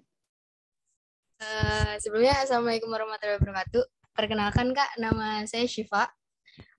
Di sini saya mau nanya, kayak kan misalkan kita tuh kayak udah dapet nih judul dari penelitian sebelumnya gitu, tapi tuh kita nggak tahu gitu harus nambahin inovasi apa gitu, kayak bingung aja, kayak stuck di situ-situ aja. Itu gimana ngatasinnya Kak? Makasih. Oke, sama-sama. Terima kasih juga untuk Kak Syifa. Saya boleh tahu nggak? Kasih satu contoh aja. Satu contoh produknya apa atau gagasannya apa. Jadi per ide itu sebenarnya tambahan fiturnya akan sangat berbeda gitu. Boleh kasih tahu contohnya? Kalau yang kemarin saya submit buat lomba itu ada produknya tuh tentang filter strip. Jadi kayak yang buat nyituin air. Nah, terus itu tuh kayak si inovasinya tuh kayak ngestak gimana gitu cara nginovasiin biar beda sama karya-karya yang udah ada gitu. Oke, misalkan produknya seperti itu ya untuk filtrasi air, strip air. Nah, apa sih yang harus kita bedain? Untuk membedakan pertama, itu dari bahan tuh bisa banget ya. Bahan pembuatan yang kita pakai itu bisa banget dirubah meskipun desainnya sama. Atau kalau mau desainnya berbeda tapi bahannya sama itu boleh. Terus kalau mau benar-benar nambah fitur, misalkan untuk efektivitasnya, nanti pas dicoba ke air, itu berarti lama pengujian atau parameter pengujiannya nih yang kita tambah. Kalau kemarin misalkan hanya dicek sampai ini ya, pengamatan pakai mata aja, besok dicek pakai alat spektrofotometer atau gimana itu boleh. Jadi ditambah parameternya. Karena kalau nambah fitur, kalau produknya itu nggak aplikasi, itu biasanya emang agak susah. Jadi kita bisa akalin untuk membedakan di bahan, membedakan di metode, dan juga menambah pengujian. Gitu. Boleh nambah pengujian, boleh juga combine ya. Jadi teman-teman boleh banget, misalkan ada 2 skripsi gitu ya, 2 skripsi atau 2 jurnal. Kita combine aja dua-duanya itu sudah satu karya baru. Boleh-boleh aja, itu udah nambah fitur. Ya, ada feedback dulu dari Kak Syifa. Oke, siap Kak. Udah mulai ini sih terbuka gitu. Makasih Kak. Oke, sama-sama.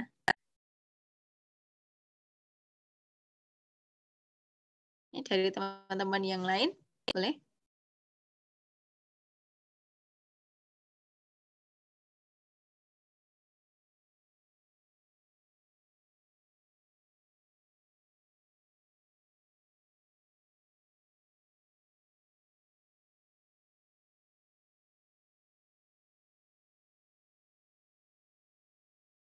Assalamualaikum Kak, izin bertanya.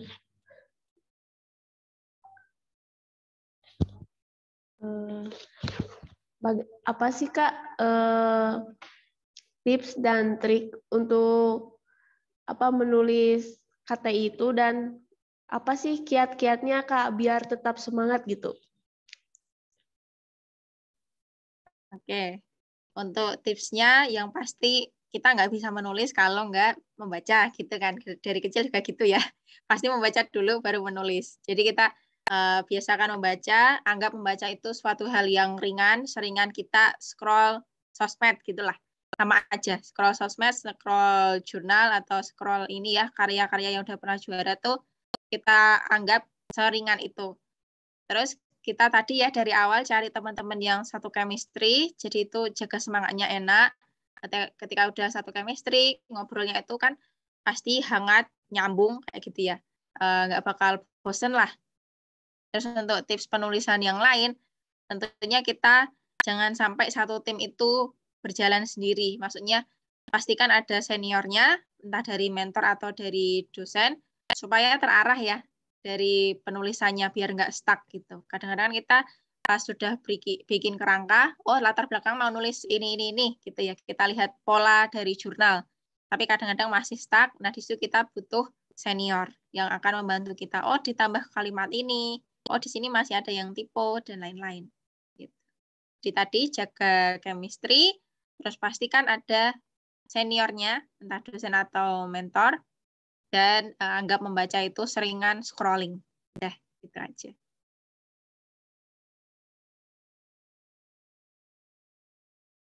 Ada feedback dari Kak Yani? Kak, misal kalau mau ngajak dosen itu gimana ya pertamanya Kak? Dari Ngajak Kakak. siapa? Kalau mau ngajak dosen tuh dalam penelitian, Kakak dulu ada nggak? Kalau pertamanya ngajak dosen itu gimana gitu? Biar bareng join gitu Kak, collab. Iya, oke. Saya dulu pertama kali ikut LKTI ya, saya ngajak kakak tingkat saya dulu, karena yang lebih tahu dosen ya, lebih tahu dosen mana yang friendly, dosen mana yang nggak hilang-hilangan, nggak suka nge-ghosting tuh siapa gitu ya. Yang tahu kan kakak tingkat kita. Nah, itu ajak kakak tingkat dulu supaya komunikasinya enak dengan dosen. Kalau kita masih awal-awal newbie kan kadang-kadang masih malu. Nah, terus kalau dalam memilih dosen juga kita sesuaikan dengan ide. Nah, kalau ide kita merancang ini ya, merancang smart house, smart greenhouse, atau ini ya, rumah dengan panel surya gitu ya. Kita merancang seperti itu. Kita coba lihat dulu dosen yang mau kita ajak membimbing kita itu punya ilmu tentang itu atau enggak. Kalau misalkan nggak ada ilmu tentang itu, ya jangan kita ajak gitu ya. Jadi biar nggak memaksakan juga. Kalau beliau ilmunya nggak ada di situ atau memang bukan expertnya, kita jangan ajak. Tapi kalau ide kita udah inline, udah sama dengan beliau, kita kan bisa lihat ya di profil dosen tuh di website UNIF, atau emang tanya-tanya dari kakak tingkat, atau lihat dari Google Scholar. Teman-teman pernah dengar ya Google Scholar? Nah, itu ada profil dosen di sana, jadi kita lihat dulu apakah match dengan ide kita. Kalau udah match berarti ajak aja, kalau enggak berarti bisa ditinggalin. Atau alternatifnya kalau beliau tuh friendly kok mau membimbing segala macam ide karena toh cuma LKTI aja bukan skripsi gitu ya. Apapun mau, yang penting kitanya semangat. Berarti kita bisa ajak dosen tersebut. Jadi ada 2 tipe. Tadi kalau yang strict cari yang satu ide, kalau yang friendly ya udah ikutin aja, yang penting kita semangat terus. Ya Kak, baik, terima kasih. Sama-sama.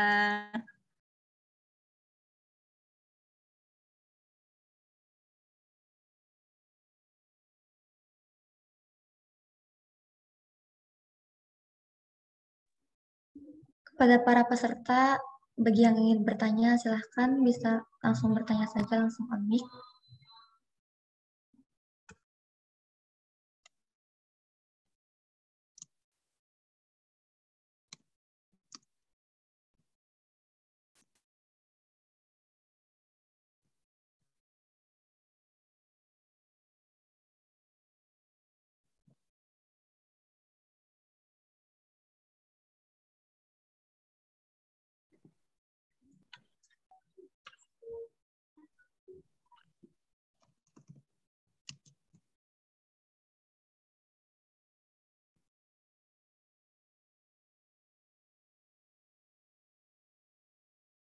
Ya.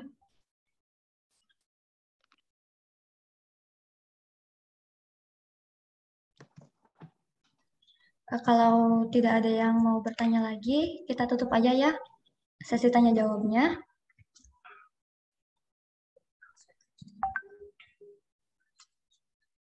Sekali lagi, terima kasih kepada Kak Oci yang telah memberikan materi seputar karya tulis ilmiah. Semoga ilmu yang Kak Oci bagikan dapat bermanfaat bagi kita semua. Sekarang kita masuk ke pemateri yang kedua yang akan dibawakan oleh pemateri kita yang luar biasa, yaitu Kak Muhammad Dian Saputra Taher. Baik, langsung saja izinkan saya untuk membacakan CV dari pemateri KKN ini. Beliau bernama lengkap Muhammad Dian Saputra Taher atau biasa dipanggil dengan Kak Putra. Beliau ini lulusan dari Universitas Gadjah Mada, jurusan Antropologi Fakultas Ilmu Budaya. Dan seperti yang terlihat pada share screen, ada pendidikan dan pencapaian akademik dari Kak Putra ini. Lalu ada juga professional experience dari Kak Putra. Yang pertama ada Merah Putih Research Team pada bulan Maret tahun 2022 sampai sekarang. Lalu ada PT Riset Prestasi Indonesia pada bulan Oktober tahun 2020 sampai sekarang. Dan yang terakhir ada Department of Anthropology UGM pada bulan Mei tahun 2020 sampai dengan Oktober tahun 2020. Lalu ada banyak sekali ya pengalaman tentang Kak Putra ini dari mulai research-nya, volunteer-nya, dan organisasinya. Lalu Kak Putra ini memiliki skill yang pertama, Kak Putra ini menguasai 3 bahasa. Yang pertama bahasa Indonesia, bahasa Inggris, dan bahasa Prancis. Kak Putra juga menguasai Microsoft Office, yaitu Office Word, PowerPoint, dan Excel. Kak Putra juga menguasai SPSS atau Statistical Product and Service Solution dan juga in vivo qualitative data analysis. Langsung saja saya persilahkan kepada Kak Putra selaku pemateri. Kepadanya saya persilahkan. Oke, terima kasih Mbak Tami selaku moderator. Sebelumnya suara saya sudah masuk? Sudah Kak, sudah masuk. Oke, nanti kalau misalnya suara saya terputus, tolong diingatkan ya, kayak gitu. Terima kasih. Oke, saya izin share screen.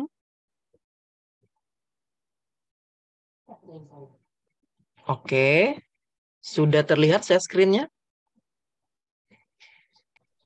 Sudah Kak, sudah terlihat. Oke, baik. Baiklah. Assalamualaikum warahmatullahi wabarakatuh. Selamat malam teman-teman semua. Di sini kita akan sharing, saya akan sharing kepada teman-teman lebih ke bercerita, jadi kita santai saja. tadi sudah dikenalkan dengan Mbak Oci terkait karya tulis ilmiah itu apa. Nah, salah satu mungkin ya bisa dikatakan sebagai salah satu jenis karya tulis ilmiah yang ada di jenjang universitas itu dikenal dengan nama Program Kreativitas Mahasiswa atau PKM, dengan berbagai macam bidang karya tulisnya yang nanti bisa kita bahas satu persatu. Oke, malam hari ini kita akan berbicara tentang pengenalan PKM atau Program Kreativitas Mahasiswa. Oke, ini sih pengalaman dan experience saya terkait PKM sampai ke PIMNAS atau Pekan Ilmiah Mahasiswa Nasional. Dari 2018 sampai 2021 bisa dilihat oleh teman-teman. Jadi ini sedikit pengalaman saya seperti itu. Bagi teman-teman yang ingin mengkontak lebih lanjut, bisa menghubungi saya Instagram atau LinkedIn. Oke, kita langsung saja ya supaya tidak terlalu malam nanti selesainya.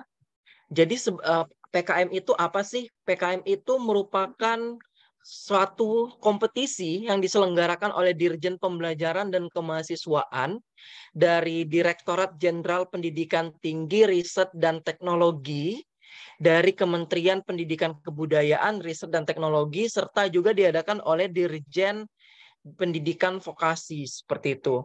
Nah, PKM ini sifatnya unik, teman-teman, karena tidak ada batasan topik yang diusulkan.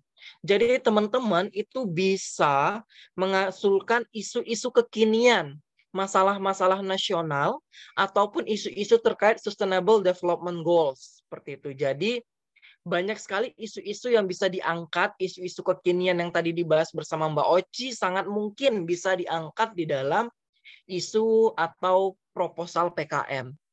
PKM ini ditawarkan setiap tahun, ditujukan untuk mahasiswa di jenjang D3, D4, hingga S1. Lalu pelaksanaannya untuk program pendanaannya sekitar 3-4 bulan, tapi durasi keseluruhan itu 8-10 bulan, di mana tahap finalnya disebut dengan istilah PIMNAS atau Pekan Ilmiah Mahasiswa Nasional. Mungkin dari teman-teman sebagian sudah ada yang pernah ikut ya PKM, mungkin boleh ini dong, kita cek dulu nih teman-teman, siapa aja sih yang udah pernah ikut PKM? Mungkin bisa komen di kolom chat. Adakah yang sudah pernah ikut PKM tahun ini atau tahun lalu?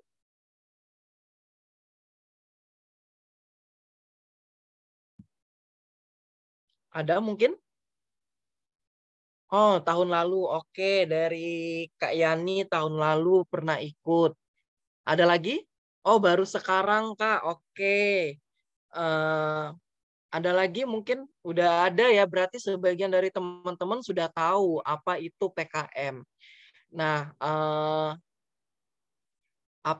nanti teman-teman di mana kalau teman-teman lolos ke tahap final itu dikenal dengan nama istilah Pekan Ilmiah Mahasiswa Nasional yang tahun ini diselenggarakan secara offline setelah pandemi di Universitas Muhammadiyah Malang pada 30 November hingga 4 Desember besok kayak gitu. Oke, next. Nah, ide PKM itu bisa berasal dari mana? Seperti yang ku bahas tadi, isunya tidak terbatas, teman-teman. Jadi bisa isu-isu kekinian yang ada di Indonesia, bisa tentang masalah kebudayaan nasional atau masalah nasional terkait demokrasi, sistem pendidikan, kepadatan penduduk, kesenjangan sosial, korupsi, dan sebagainya itu sangat mungkin diajukan.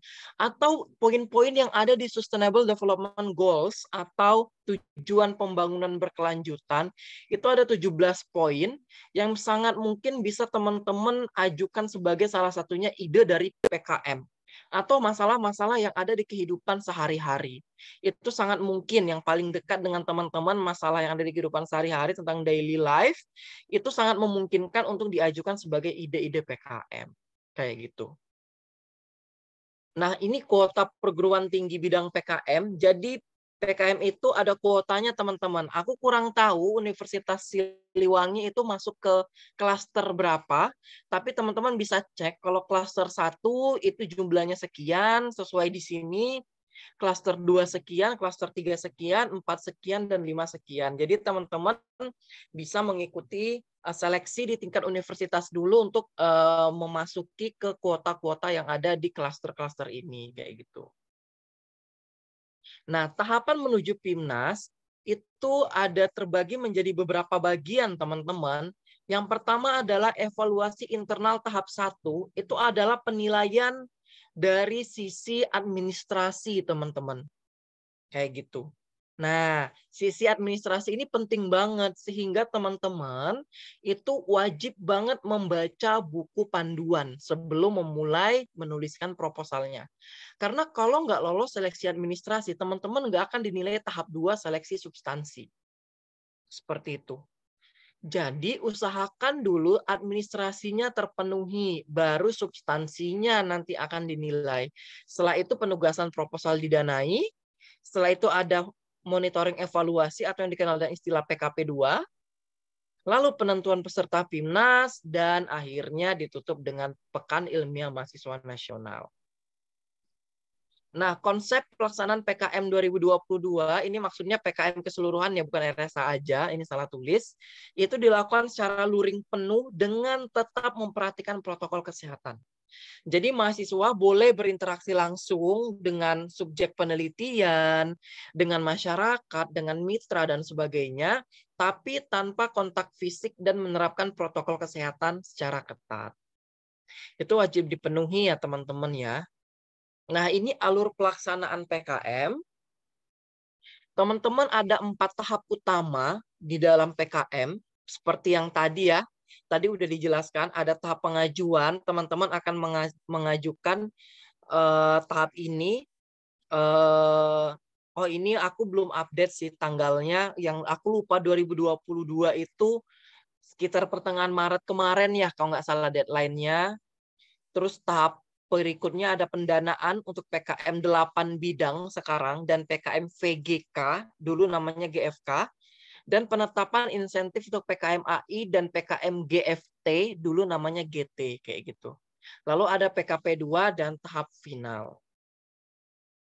Nah, ini tahap penilaiannya seperti yang aku katakan tadi, ada tahap 1, tahap 2, tahap 3, dan tahap 4. Nah, tahap 1 apa saja, teman-teman? Tahap 1 yang dinilai adalah administrasinya. Kesesuaian persyaratan administrasi yang bersifat wajib seperti tanggal, bulan, tahun, proposal, tanda tangan pengusul, biodata, jumlah dan nomor halaman, dan sebagainya itu harus dipenuhi, teman-teman. Lalu kesesuaian format proposal dengan penulisan, ini penting yang aku bilang karena nanti akan kita bahas bahwa format tiap proposal, tiap bidang itu beda-beda proposalnya. Lalu kesesuaian program diajukan dengan bidang PKM yang dipilih. Ini aku bilang, pentingnya membaca buku pedoman sebelum menuliskan proposal. Seperti itu penting banget karena supaya nggak salah kamar istilahnya teman-teman. Salah kamar ini adalah seharusnya ide teman-teman ini lolos di PKM kewirausahaan. Tapi teman-teman masukkan di PKM pengabdian masyarakat, jadi nggak lolos. Kayak gitu. Jadi penting untuk memahami dulu idenya teman-teman ini cocoknya di bidang PKM apa. Kayak gitu. Lalu kalau lolos nanti tahap 1, baru akan dinilai tahap 2, yaitu tingkat kreativitas program yang diusulkan, yang terdiri dari aspek keterulangan topik, bobot intelektual, dan tingkat kreativitas atau substansialnya seperti apa. Nah, nanti kalau sudah dinilai, baru nanti di ranking, teman-teman. Di ranking, nanti diambil siapa saja yang akan lolos tahap pendanaan, lalu didanai proses proposal. Nah, ini perbedaan PKM 2021 dan 2022 bisa dibaca secara singkat saja, nanti nggak perlu mendalam. Ini perubahan nama, terus besaran anggaran. Sekarang itu 5-7 juta dari Belmawa, terus dari perguruan tinggi wajib mendanai maksimal 25% atau 1,75 juta, dan maksimal 10% dari instansi lainnya atau 700.000, kayak gitu. Terus juga bisa dilihat ada poin MBKM-nya, terus bisa dilihat juga terkait alokasi anggaran nanti ada persentasenya dan sebagainya. Nah, ini yang kukatakan, sekarang itu rekapitulasi anggaran biaya, rencana anggaran biaya itu sudah dibagi. Bahan habis pakai maksimal 60%, sewa dan jasa maksimal 15%, transportasi lokal maksimal 30%, dan lain-lain maksimal 15%. Dan ada item biaya yang tidak diperkenankan diusulkan, teman-teman. Ini penting banget digarisbawahi. Yang nggak boleh diusulkan di dalam proposal teman-teman itu adalah honorarium, konsumsi untuk dosen pendamping, narasumber, pemateri, dan sebagainya.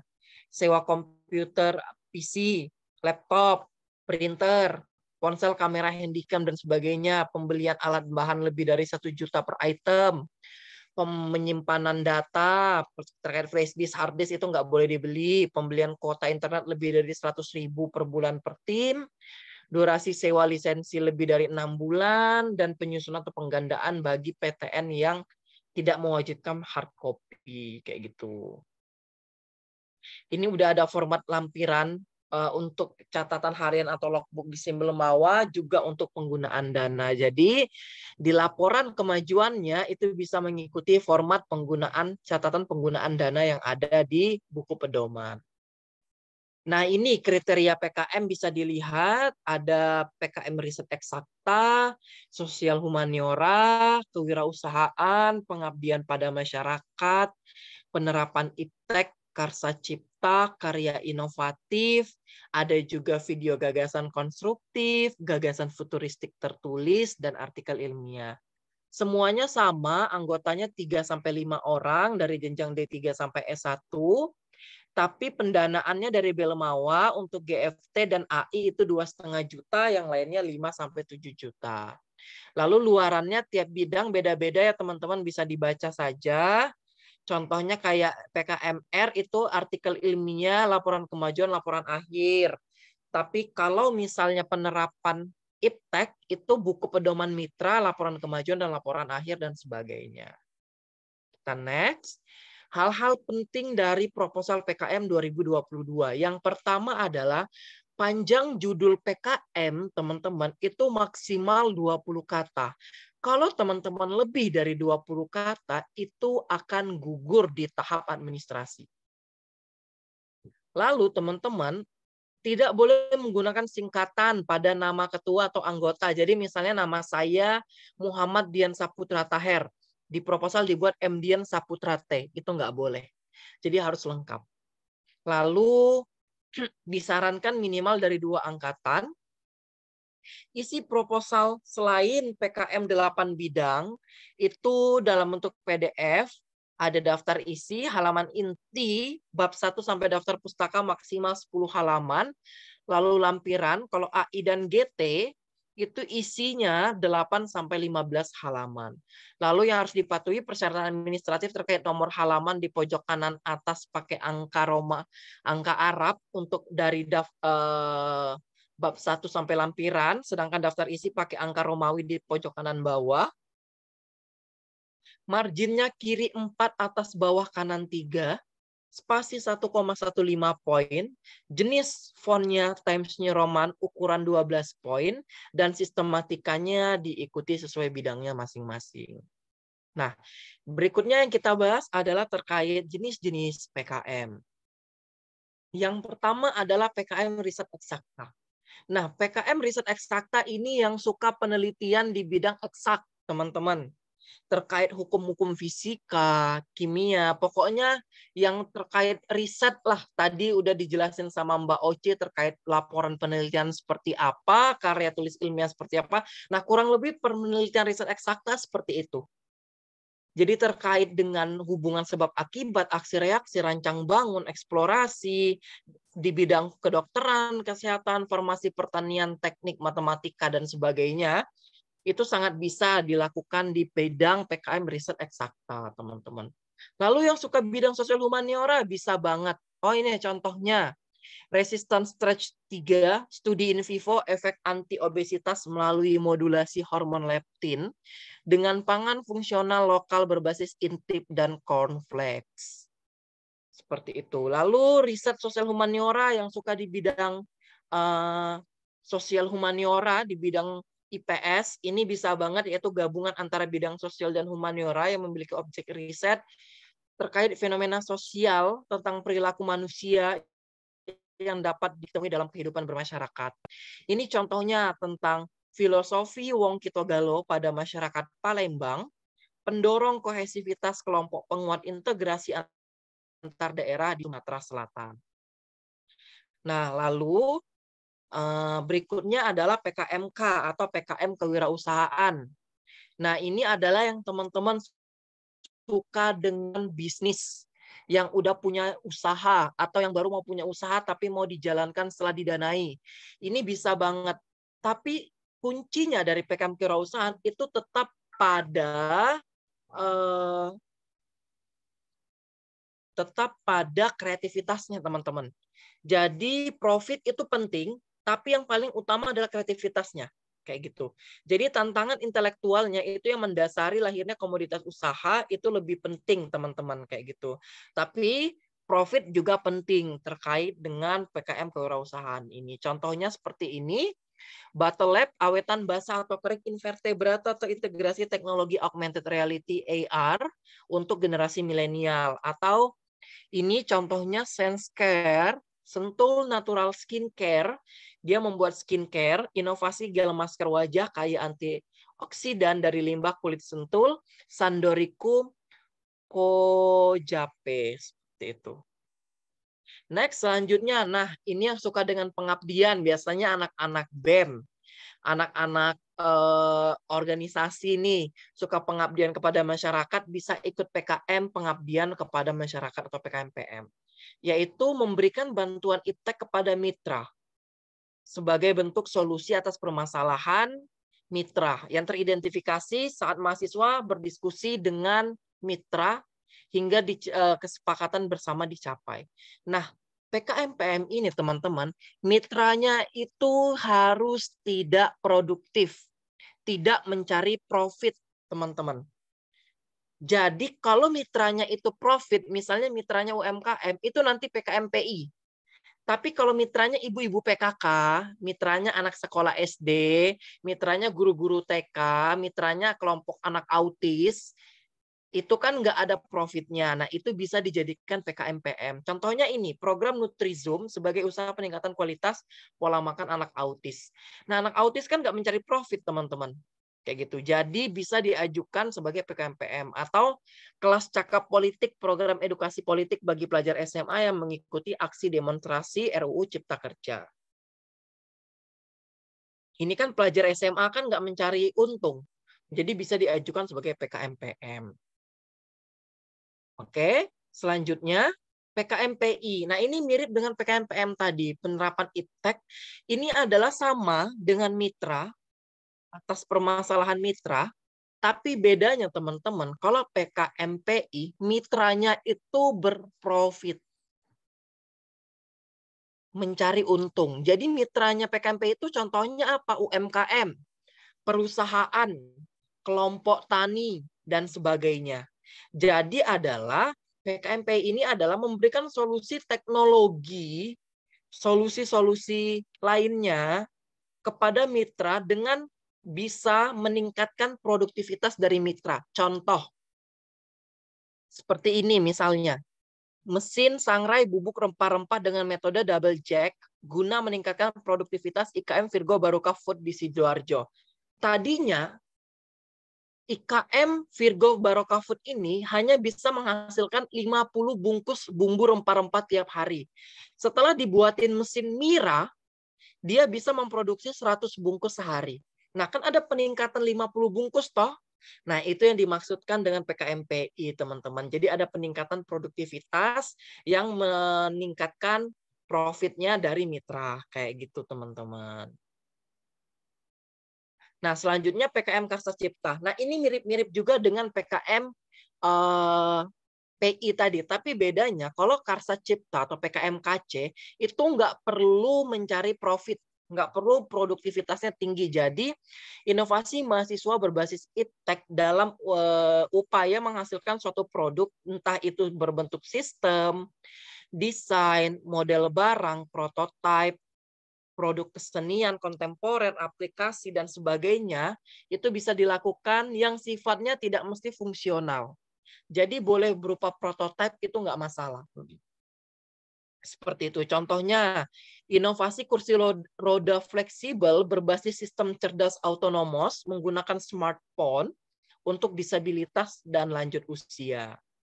Nah, jadi dia membuat alat untuk kursi roda fleksibel, atau ini pen core biopsi, alat biopsi kinetik dalam upaya meminimalkan luka praoperasi pengangkatan jaringan tumor untuk penegakan diagnosis.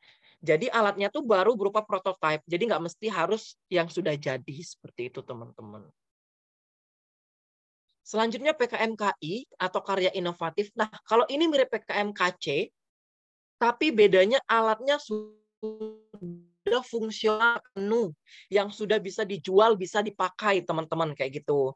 Sifatnya inovatif, yang solutif berbasis iptek. Contohnya mesin silase portable, rancang bangun mesin silase, ada proses pembuatan silase skala peternak rakyat. Nah, ini mesin silasenya itu udah siap dipakai. Udah bisa, kalau mau dijual, udah bisa dijual. Udah tahu harganya berapa, teman-teman. Ya, pakai kayak gitu. Atau ini matrik, inovasi alat pengatur suplai dan beban otomatis pada budidaya ikan hias untuk mengatasi pemadaman listrik. Nah, ini alat matriknya itu udah bisa dijual, teman-teman. Tapi nggak perlu sampai dijual kayak PKMK. Tapi yang penting alatnya udah bisa dipakai 100%. Kalau PKMKC tadi, alatnya baru 50% jadi, itu nggak apa-apa. Tapi kalau PKMKI, karya inovatif, alatnya udah 100% jadi. Seperti itu. Selanjutnya, PKM-VGK, video gagasan konstruktif, ini yang suka punya imajinasi, yang suka berimajinasi, yang suka mengedit video, ini bisa banget ikut PKM-VGK. Nah, PKM-VGK ini mengelola imajinasi, persepsi, dan nalar sebagai upaya solusi yang konstruktif terhadap keprihatinan bangsa Indonesia atau pencapaian tujuan SDGs di Indonesia, teman-teman, dalam bentuk video. Nah, contohnya seperti ini, Knock Knock Home, konsep hunian futuristik terintegrasi IoT sebagai upaya penanganan epicentrum pandemi. Seperti itu. Jadi dia buat video, diupload di YouTube, terkait imajinasi yang dibuatnya, tapi menjadi solusi permasalahan bangsa atau SDGs. Nah, ini sistematika proposal PKM 8 bidang. Ini salah, ini tipe ini. Nah, itu ada, perhatikan, yang berbeda di situ ada di bab 2 dan bab 3. Kalau di PKM RE, RSH, PI, KC, dan KI, bab 2-nya judulnya tinjauan pustaka. Kalau di PKMK, gambaran umum rencana usaha. Kalau di PKM-PM, gambaran umum masyarakat mitra. Kalau di PKM-VGK, skenario konten. Begitu juga bab 3-nya. Kalau PKM-RE, RSH, namanya metode riset. Kalau PKMK, PM, dan PI, namanya metode pelaksanaan. Kalau PKMKC, KI, dan VGK namanya tahap pelaksanaan. Jangan sekali-sekali teman-teman ngikut PKM-PM, pengabdian masyarakat, tapi bab 3-nya judulnya tahap pelaksanaan. Maka nggak akan lolos administrasi. Jadi harus dipenuhi. Nah, halaman sampul dan halaman pengesahan diganti dengan entry data langsung ke simbol mawa. Jadi nggak perlu dibuat, jadi halaman paling awal dari proposal itu daftar isi saja. Nah, berikutnya PKM karya tulis, ada PKM GFT atau gagasan futuristik tertulis. Nah, ini hampir sama dengan PKM VGK, cuman bedanya ini nggak perlu buat video. Jadi yang berupa konsep-konsep itu bisa diajukan di PKM GFK, teman-teman. Yang suka mengide buat kota di atas awan dan segala macam yang bisa terbukti secara ilmiah, itu bisa banget ikut PKM GFT. Jadi buat karya tulis, contohnya ini Energy Smart Ocean, sentral energi terbarukan berbasis teknologi terintegrasi, guna mewujudkan kemandirian energi menuju Indonesia sebagai poros maritim dunia. Jadi seperti itu, dan yang contoh sistematikanya lebih simpel, ada daftar isi, pendahuluan, gagasan, kesimpulan, daftar pustaka, dan lampiran. Lalu yang terakhir ada PKM artikel ilmiah, teman-teman. Nah, ini yang teman-teman punya tugas akhir semester, tugas-tugas lab yang nggak terpakai bisa diikutin di PKM AI, teman-teman. PKM AI ini kegiatan inovatif terkait PKL, KKN, magang, atau PKM dari pendanaan sebelumnya yang enggak diundang ke PIMNAS. Memang nanti nggak ikut PIMNAS, tapi nanti teman-teman dapat insentif 2,5 juta dan juga akan diterbitkan di e-proceeding JKMI, Jurnal Kreativitas Mahasiswa Indonesia dari Kemdikbud. Nah, sistematikanya kayak artikel jurnal ya teman-teman ya, ada judul, identitas penulis, abstrak, pendahuluan, metode, hasil pembahasan, kesimpulan, ucapan terima kasih, kontribusi penulis, daftar pustaka, dan lampiran. Sekali lagi, halaman sampul dan halaman pengesahan diganti dengan entry data langsung ke Simbel Mawa. Nah, kalau belum jelas, teman-teman bisa baca, unduh buku pedoman ini di simbelmawa.kemdikbud.go.id, atau kalau mau lihat contoh-contoh karya PIMNAS, bisa di pimnas34.ac.id atau pimnas33.ugm.ac.id. Nah, terakhir dari aku, kunci sukses ikut PKM teman-teman, yang pertama adalah tetapkan niat dan komitmen untuk sukses. Karena proses PKM itu lama banget, 8-10 bulan. Jadi kalau teman-teman nggak niat, ini sulit. Jadi harus yang komitmennya tinggi. Nanti udah di tengah jalan tiba-tiba menghilang. Banyak tugas kuliah dan sebagainya, nggak mau PKM-an lagi. Nah, ini penting untuk menjaga komitmen ini, teman-teman, kayak gitu. Jadi, tetapkan niat dan komitmen untuk bisa sukses bersama dengan teman-teman satu timnya. Siapkan diri untuk melakukan perubahan. Ini penting banget karena proses PKM itu yang panjang, bisa aja ada perubahan di tengah jalan. Proposal nggak sesuai dengan kenyataannya. Itu teman-teman harus siap improvisasi. Kayak gitu. Jadi diperbolehkan mengubah apa yang ada di proposal dengan yang dilaksanakan nantinya dengan adanya justifikasi atau alasan kenapa berubah. Tapi nggak sampai mengubah substansinya. Kayak gitu. Ikuti semua unsur kegiatan dengan sungguh-sungguh dan semangat karena proses panjang. Kalau ada pelatihan dari kampus, ada seminar dan sebagainya, diikuti yang terkait PKM. Lalu yang terakhir adalah upayakan untuk hasil yang terbaik, tawakal, teman-teman berserah diri dan berdoa kepada Tuhan untuk mendapatkan hasil yang terbaik.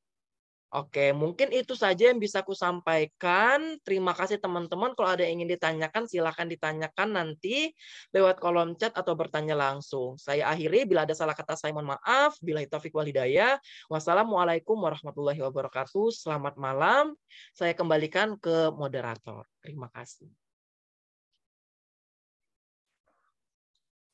Baik, terima kasih kepada Kak Putra yang telah memaparkan materi tentang PKM ini ya.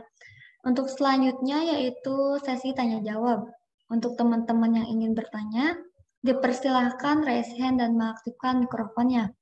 Apabila tidak ada yang bisa on mic atau ada masalah gangguan pada mikrofonnya, silahkan bisa chat di kolom komentar.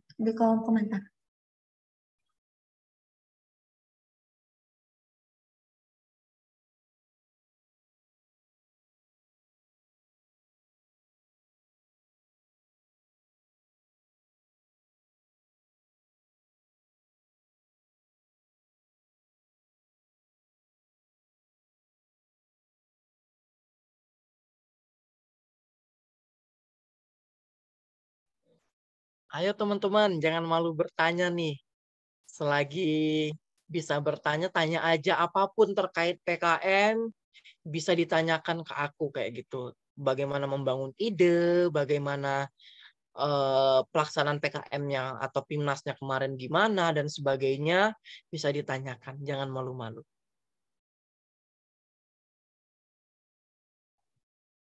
Kak, mungkin dari saya sendiri boleh bertanya? Kan kata Boleh, Mbak. Kan tadi kata kakak PKM itu lama ya, bisa sampai sebulan, beberapa bulan kayak gitu. Nah, gimana sih Kak tips and trick biar gak putus semangat? Kayak capek kuliah kan pasti kayak capek, mending berhenti kayak gitu. Nah, gimana sih Kak biar tetap semangat, gak putus di tengah jalan gitu? Oke, sebenarnya kuncinya teman-teman ikut aja dulu PKM, pasti nanti selesai ngerjain dari proposal sampai selesai. Karena kalau udah ikut PKM itu semangatnya bakal terbangun teman-teman. Nah, tinggal bagaimana time manajemennya antara mengatur waktu mengerjakan PKM dengan yang penting itu adalah waktu kuliah. Kayak gitu.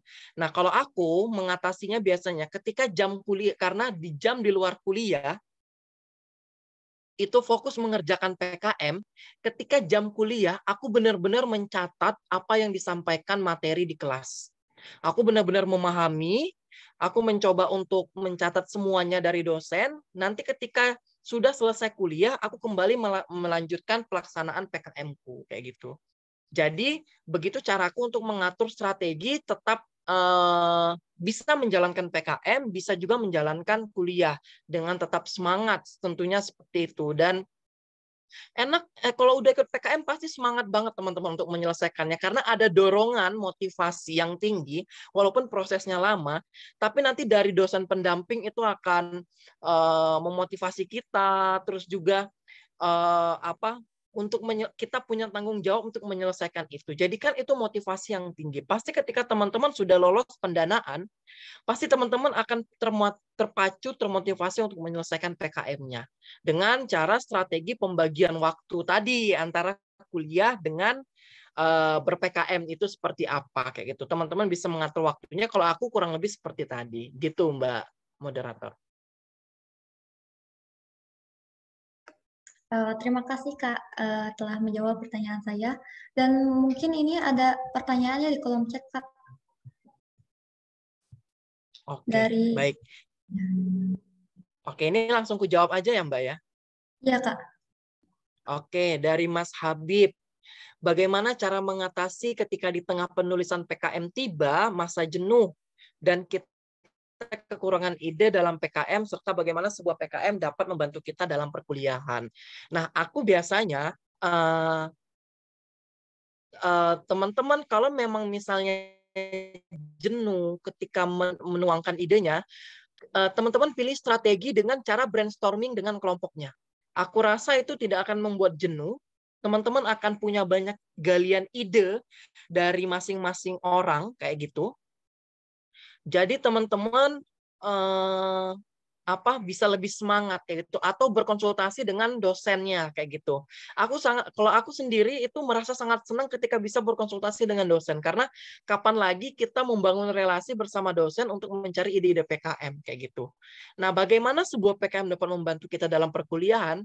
Selama ini aku selalu menggarisbawahi konsep ini teman-teman kayak gitu. Jadi aku mencari ide PKM yang membantuku dalam perkuliahan, yaitu dengan linear dengan bidang yang kita geluti atau bidang atau program studi yang kita ikuti. Jadi selama ini aku selalu ikut PKM Riset Sosial Humaniora, topiknya seputar bidang antropologi. Jadi sangat membantuku di perkuliahan. Ketika misalnya ada tugas akhir kuliah atau UAS, aku mengambil topik PKM sebagai topik UASku. Kayak gitu. Jadi sekali mendayung 2-3 pulau terlampaui kayak gitu kan. Jadi lumayan membantu teman-teman atau teman-teman bisa mencari topik-topik yang linear dengan topik kuliahnya seperti apa. Jadi bisa sekalian membantu memahami teori-teori yang ada di perkuliahan seperti itu Mas Habib. Bagaimana Mas Habib?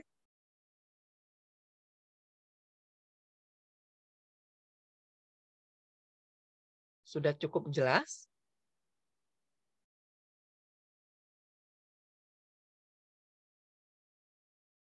Oke, baik. Oke, ini ada lagi, langsung aja ya Mbak moderator ya. Ya Kak, boleh. Oke, dari Mas Bayu nih selanjutnya. Untuk PKM ini apakah harus sesuai dengan bidang kita? Jika tidak, apakah boleh kita melaksanakan PKM tetapi agak keluar dari bidang kita? Bentar, ini aku kasih slide-nya. Nah, teman-teman bisa lihat di slide ini, kriteria keilmuan. Perhatikan, ada yang sesuai bidang ilmu dan kolaborasi lintas bidang dianjurkan, ada yang tidak harus sesuai bidang ilmu, teman-teman. Minimal yang sesuai bidang ilmu itu adalah ketuanya. Kalau misalnya teman-teman ikut PKM pengabdian masyarakat, itu nggak mesti harus sesuai bidang ilmu. Tapi kalau ikut PKM riset eksakta, misalnya topiknya tentang teknik sipil, ketuanya minimal teknik sipil, tapi anggotanya boleh dari teknik elektro, boleh dari misalnya kimia, boleh dari biologi, itu nggak apa-apa. Tapi minimal ketuanya dari teknik sipil. Kayak gitu. Jadi Nggak mesti harus sesuai dengan bidang ilmunya, tuh nggak mesti kayak gitu. Jadi boleh bebas kok. Tinggal disesuaikan dengan kriteria keilmuan yang ada di buku pedoman. Gitu Mas Bayu. Bagaimana Mas Bayu? Sudah cukup jelas? Oke, baik. Oke, ini ada lagi Mbak Tami, langsung saja ya. Dari Mas Habib lagi nih. Bagaimana trik dan tips langkah-langkah untuk menuangkan serta menggabungkan sebuah ide serta gagasan yang terpecah-pecah dalam penyusunan PKM. Oke, jadi teman-teman, jadi ada beberapa cara untuk menuangkan ide. Yang pertama adalah teman-teman dari punya ide sendiri, mencari idenya di internet di mana-mana atau terpikirkan suatu ide, lalu teman-teman menuliskan proposalnya, lalu mencari kelompoknya. Itu bisa. Atau teman-teman punya ide, lalu mencari kelompoknya, lalu didiskusikan, lalu menuliskan proposalnya. Itu bisa. Atau teman-teman cari kelompoknya terlebih dahulu, baru brainstorming ide, baru menuliskan proposalnya. Jadi banyak cara sebenarnya. Itu stylenya tergantung masing-masing mau seperti apa. Jadi banyak cara sebenarnya, cara menggabungkan sebuah ide serta gagasan. Jadi teman-teman bisa menggabungkan, bisa mencari ide itu ada misalnya dari penelitian-penelitian yang sudah ada, teman-teman cari kekurangannya apa.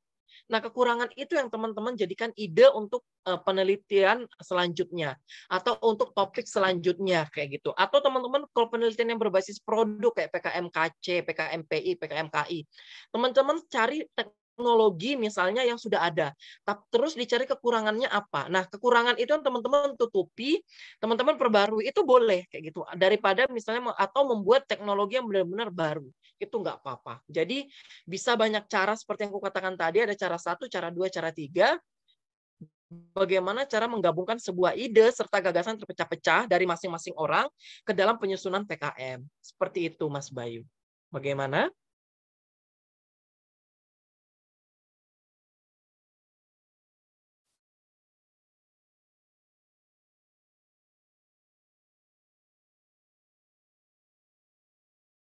Oke, baik.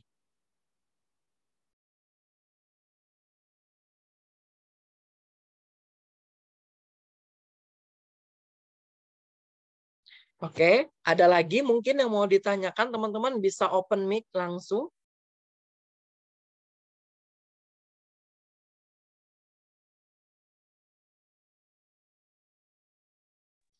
Assalamualaikum, Kak, izin bertanya. Oh iya, monggo Mbak Yani. Kak, bagaimana cara mengatasi bila satu kelompok itu idenya beda-beda tuh, Kak? Oke, Ada paham. perbedaan ide gitu. Oke.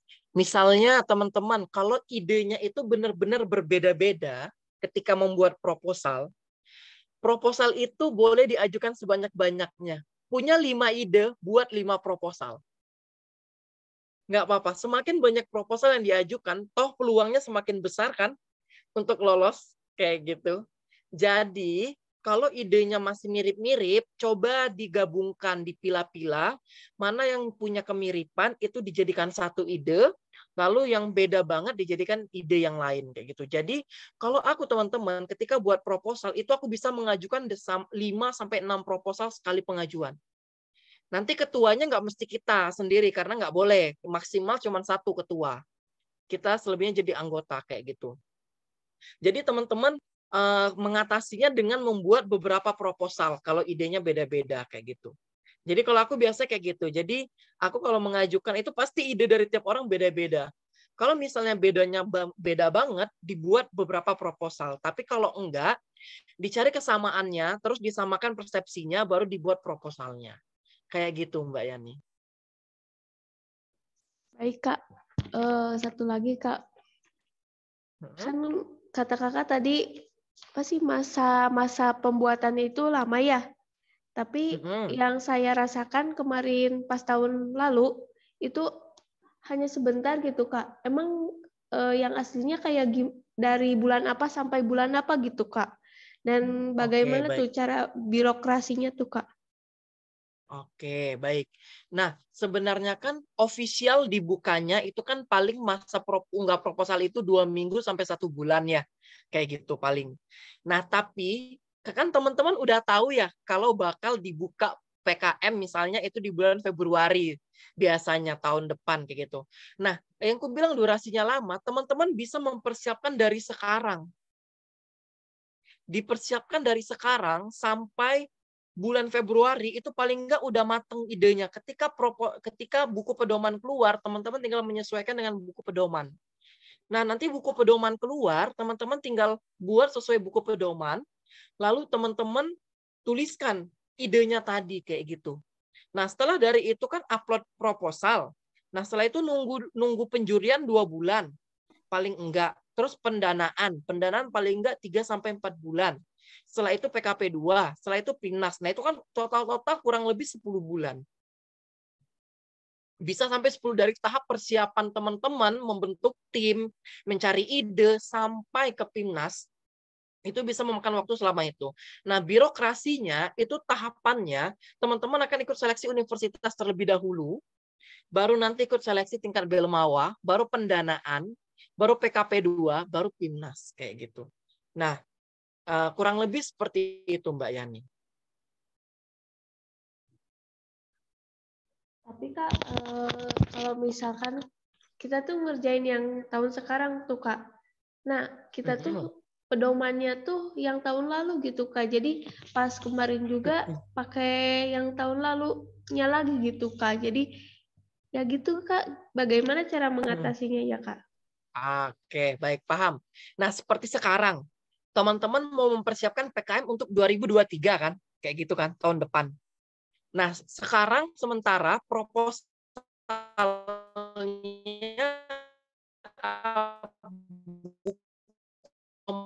itu pakai. Jadi teman-teman sesuaikan aja dulu dengan nanti itu perubahannya nggak banyak teman-teman, bedanya antara proposal tiap tahun itu. Nanti ketika teman-teman udah buat idenya, udah dituangkan dalam bentuk proposal sesuai sistematika tahun 2022, ketika buku pedoman 2023 keluar, teman-teman tinggal menyesuaikan saja dengan buku pedoman 2023. Paling nanti yang beda tuh apa penamaannya aja. Paling yang beda tuh dikit, nggak akan beda sampai 100% kayak gitu teman-teman. Jadi seperti itu, dibuat dulu sesuai dulu buku pedoman 2022. Ketika nanti buku pedoman 2023 udah sesuai, baru disesuaikan kembali teknik penulisan administrasinya. Seperti itu Mbak Yani. Satu lagi ya Kak, yang saya penasaran tuh kalau PKM kewirausahaan itu Kak harus menghasilkan produk baru apa kita tuh yang tahun kemarin ya Kak katanya usahanya itu harus udah berjalan 1 tahun gitu, apa gimana Kak? Oke. Baik. Nggak mesti produk baru, yang penting ada sisi kreativitas dan inovasinya. Kayak gitu. Yang penting kan tadi bukan profit ya yang utama ya, seperti yang kujelaskan tadi. PKMK itu yang utama adalah tantangan intelektualnya yang mendasari lahirnya komunitas usaha baru dan unik. Kayak gitu. Nah, untuk usahanya itu boleh, usaha yang sudah berjalan 1 tahun yang lalu itu diperbolehkan. Tapi usaha yang baru mau dijalankan ketika didanai itu juga boleh. Nggak apa-apa teman-teman, nggak ada masalah. Jadi diperbolehkan saja mau yang mana usahanya sudah jalan atau belum itu tetap diperbolehkan, baru berupa ide, nanti ketika didanai baru dijalankan itu diperbolehkan untuk PKMK. Gitu Mbak Yani.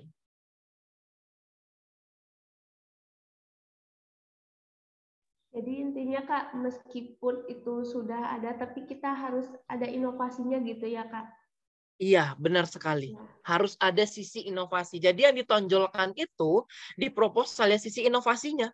Bukan produk yang sudah ada sama yang ada di pasaran misalnya, tapi apa bedanya produk kalian dengan yang sudah ada kayak gitu ibaratnya. Baik Kak, terima kasih atas jawabannya. Baik, terima kasih kembali.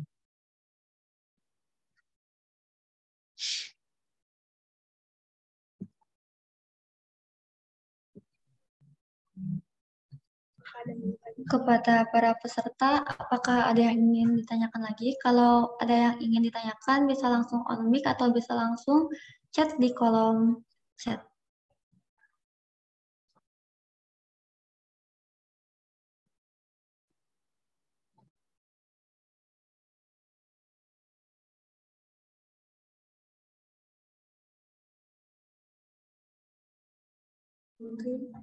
Mungkin udah nggak ada ya Kak, udah cukup. Terima kasih banyak kepada Kak Putra yang telah memberikan materi tentang PKM ini. Semoga apa yang disampaikan dapat bermanfaat dan berguna bagi kita semua. Dan tak lupa kami ucapkan terima kasih kepada teman-teman semuanya yang telah mengikuti kegiatan ini dari awal sampai selesai. Sebelum mengakhiri kuliah umum ini, kita masuk ke sesi dokumentasi. Kepada seluruh peserta, dimohon untuk mengaktifkan kameranya. Dokumentasi akan dipimpin oleh saya. Kepada operator, dipersilakan untuk menangkap layar.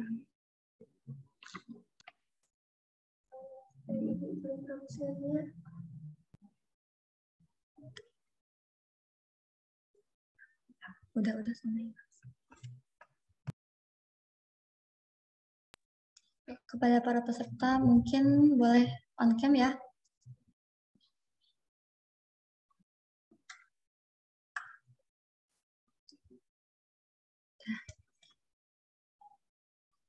Untuk dokumentasinya, 1, 2, 3.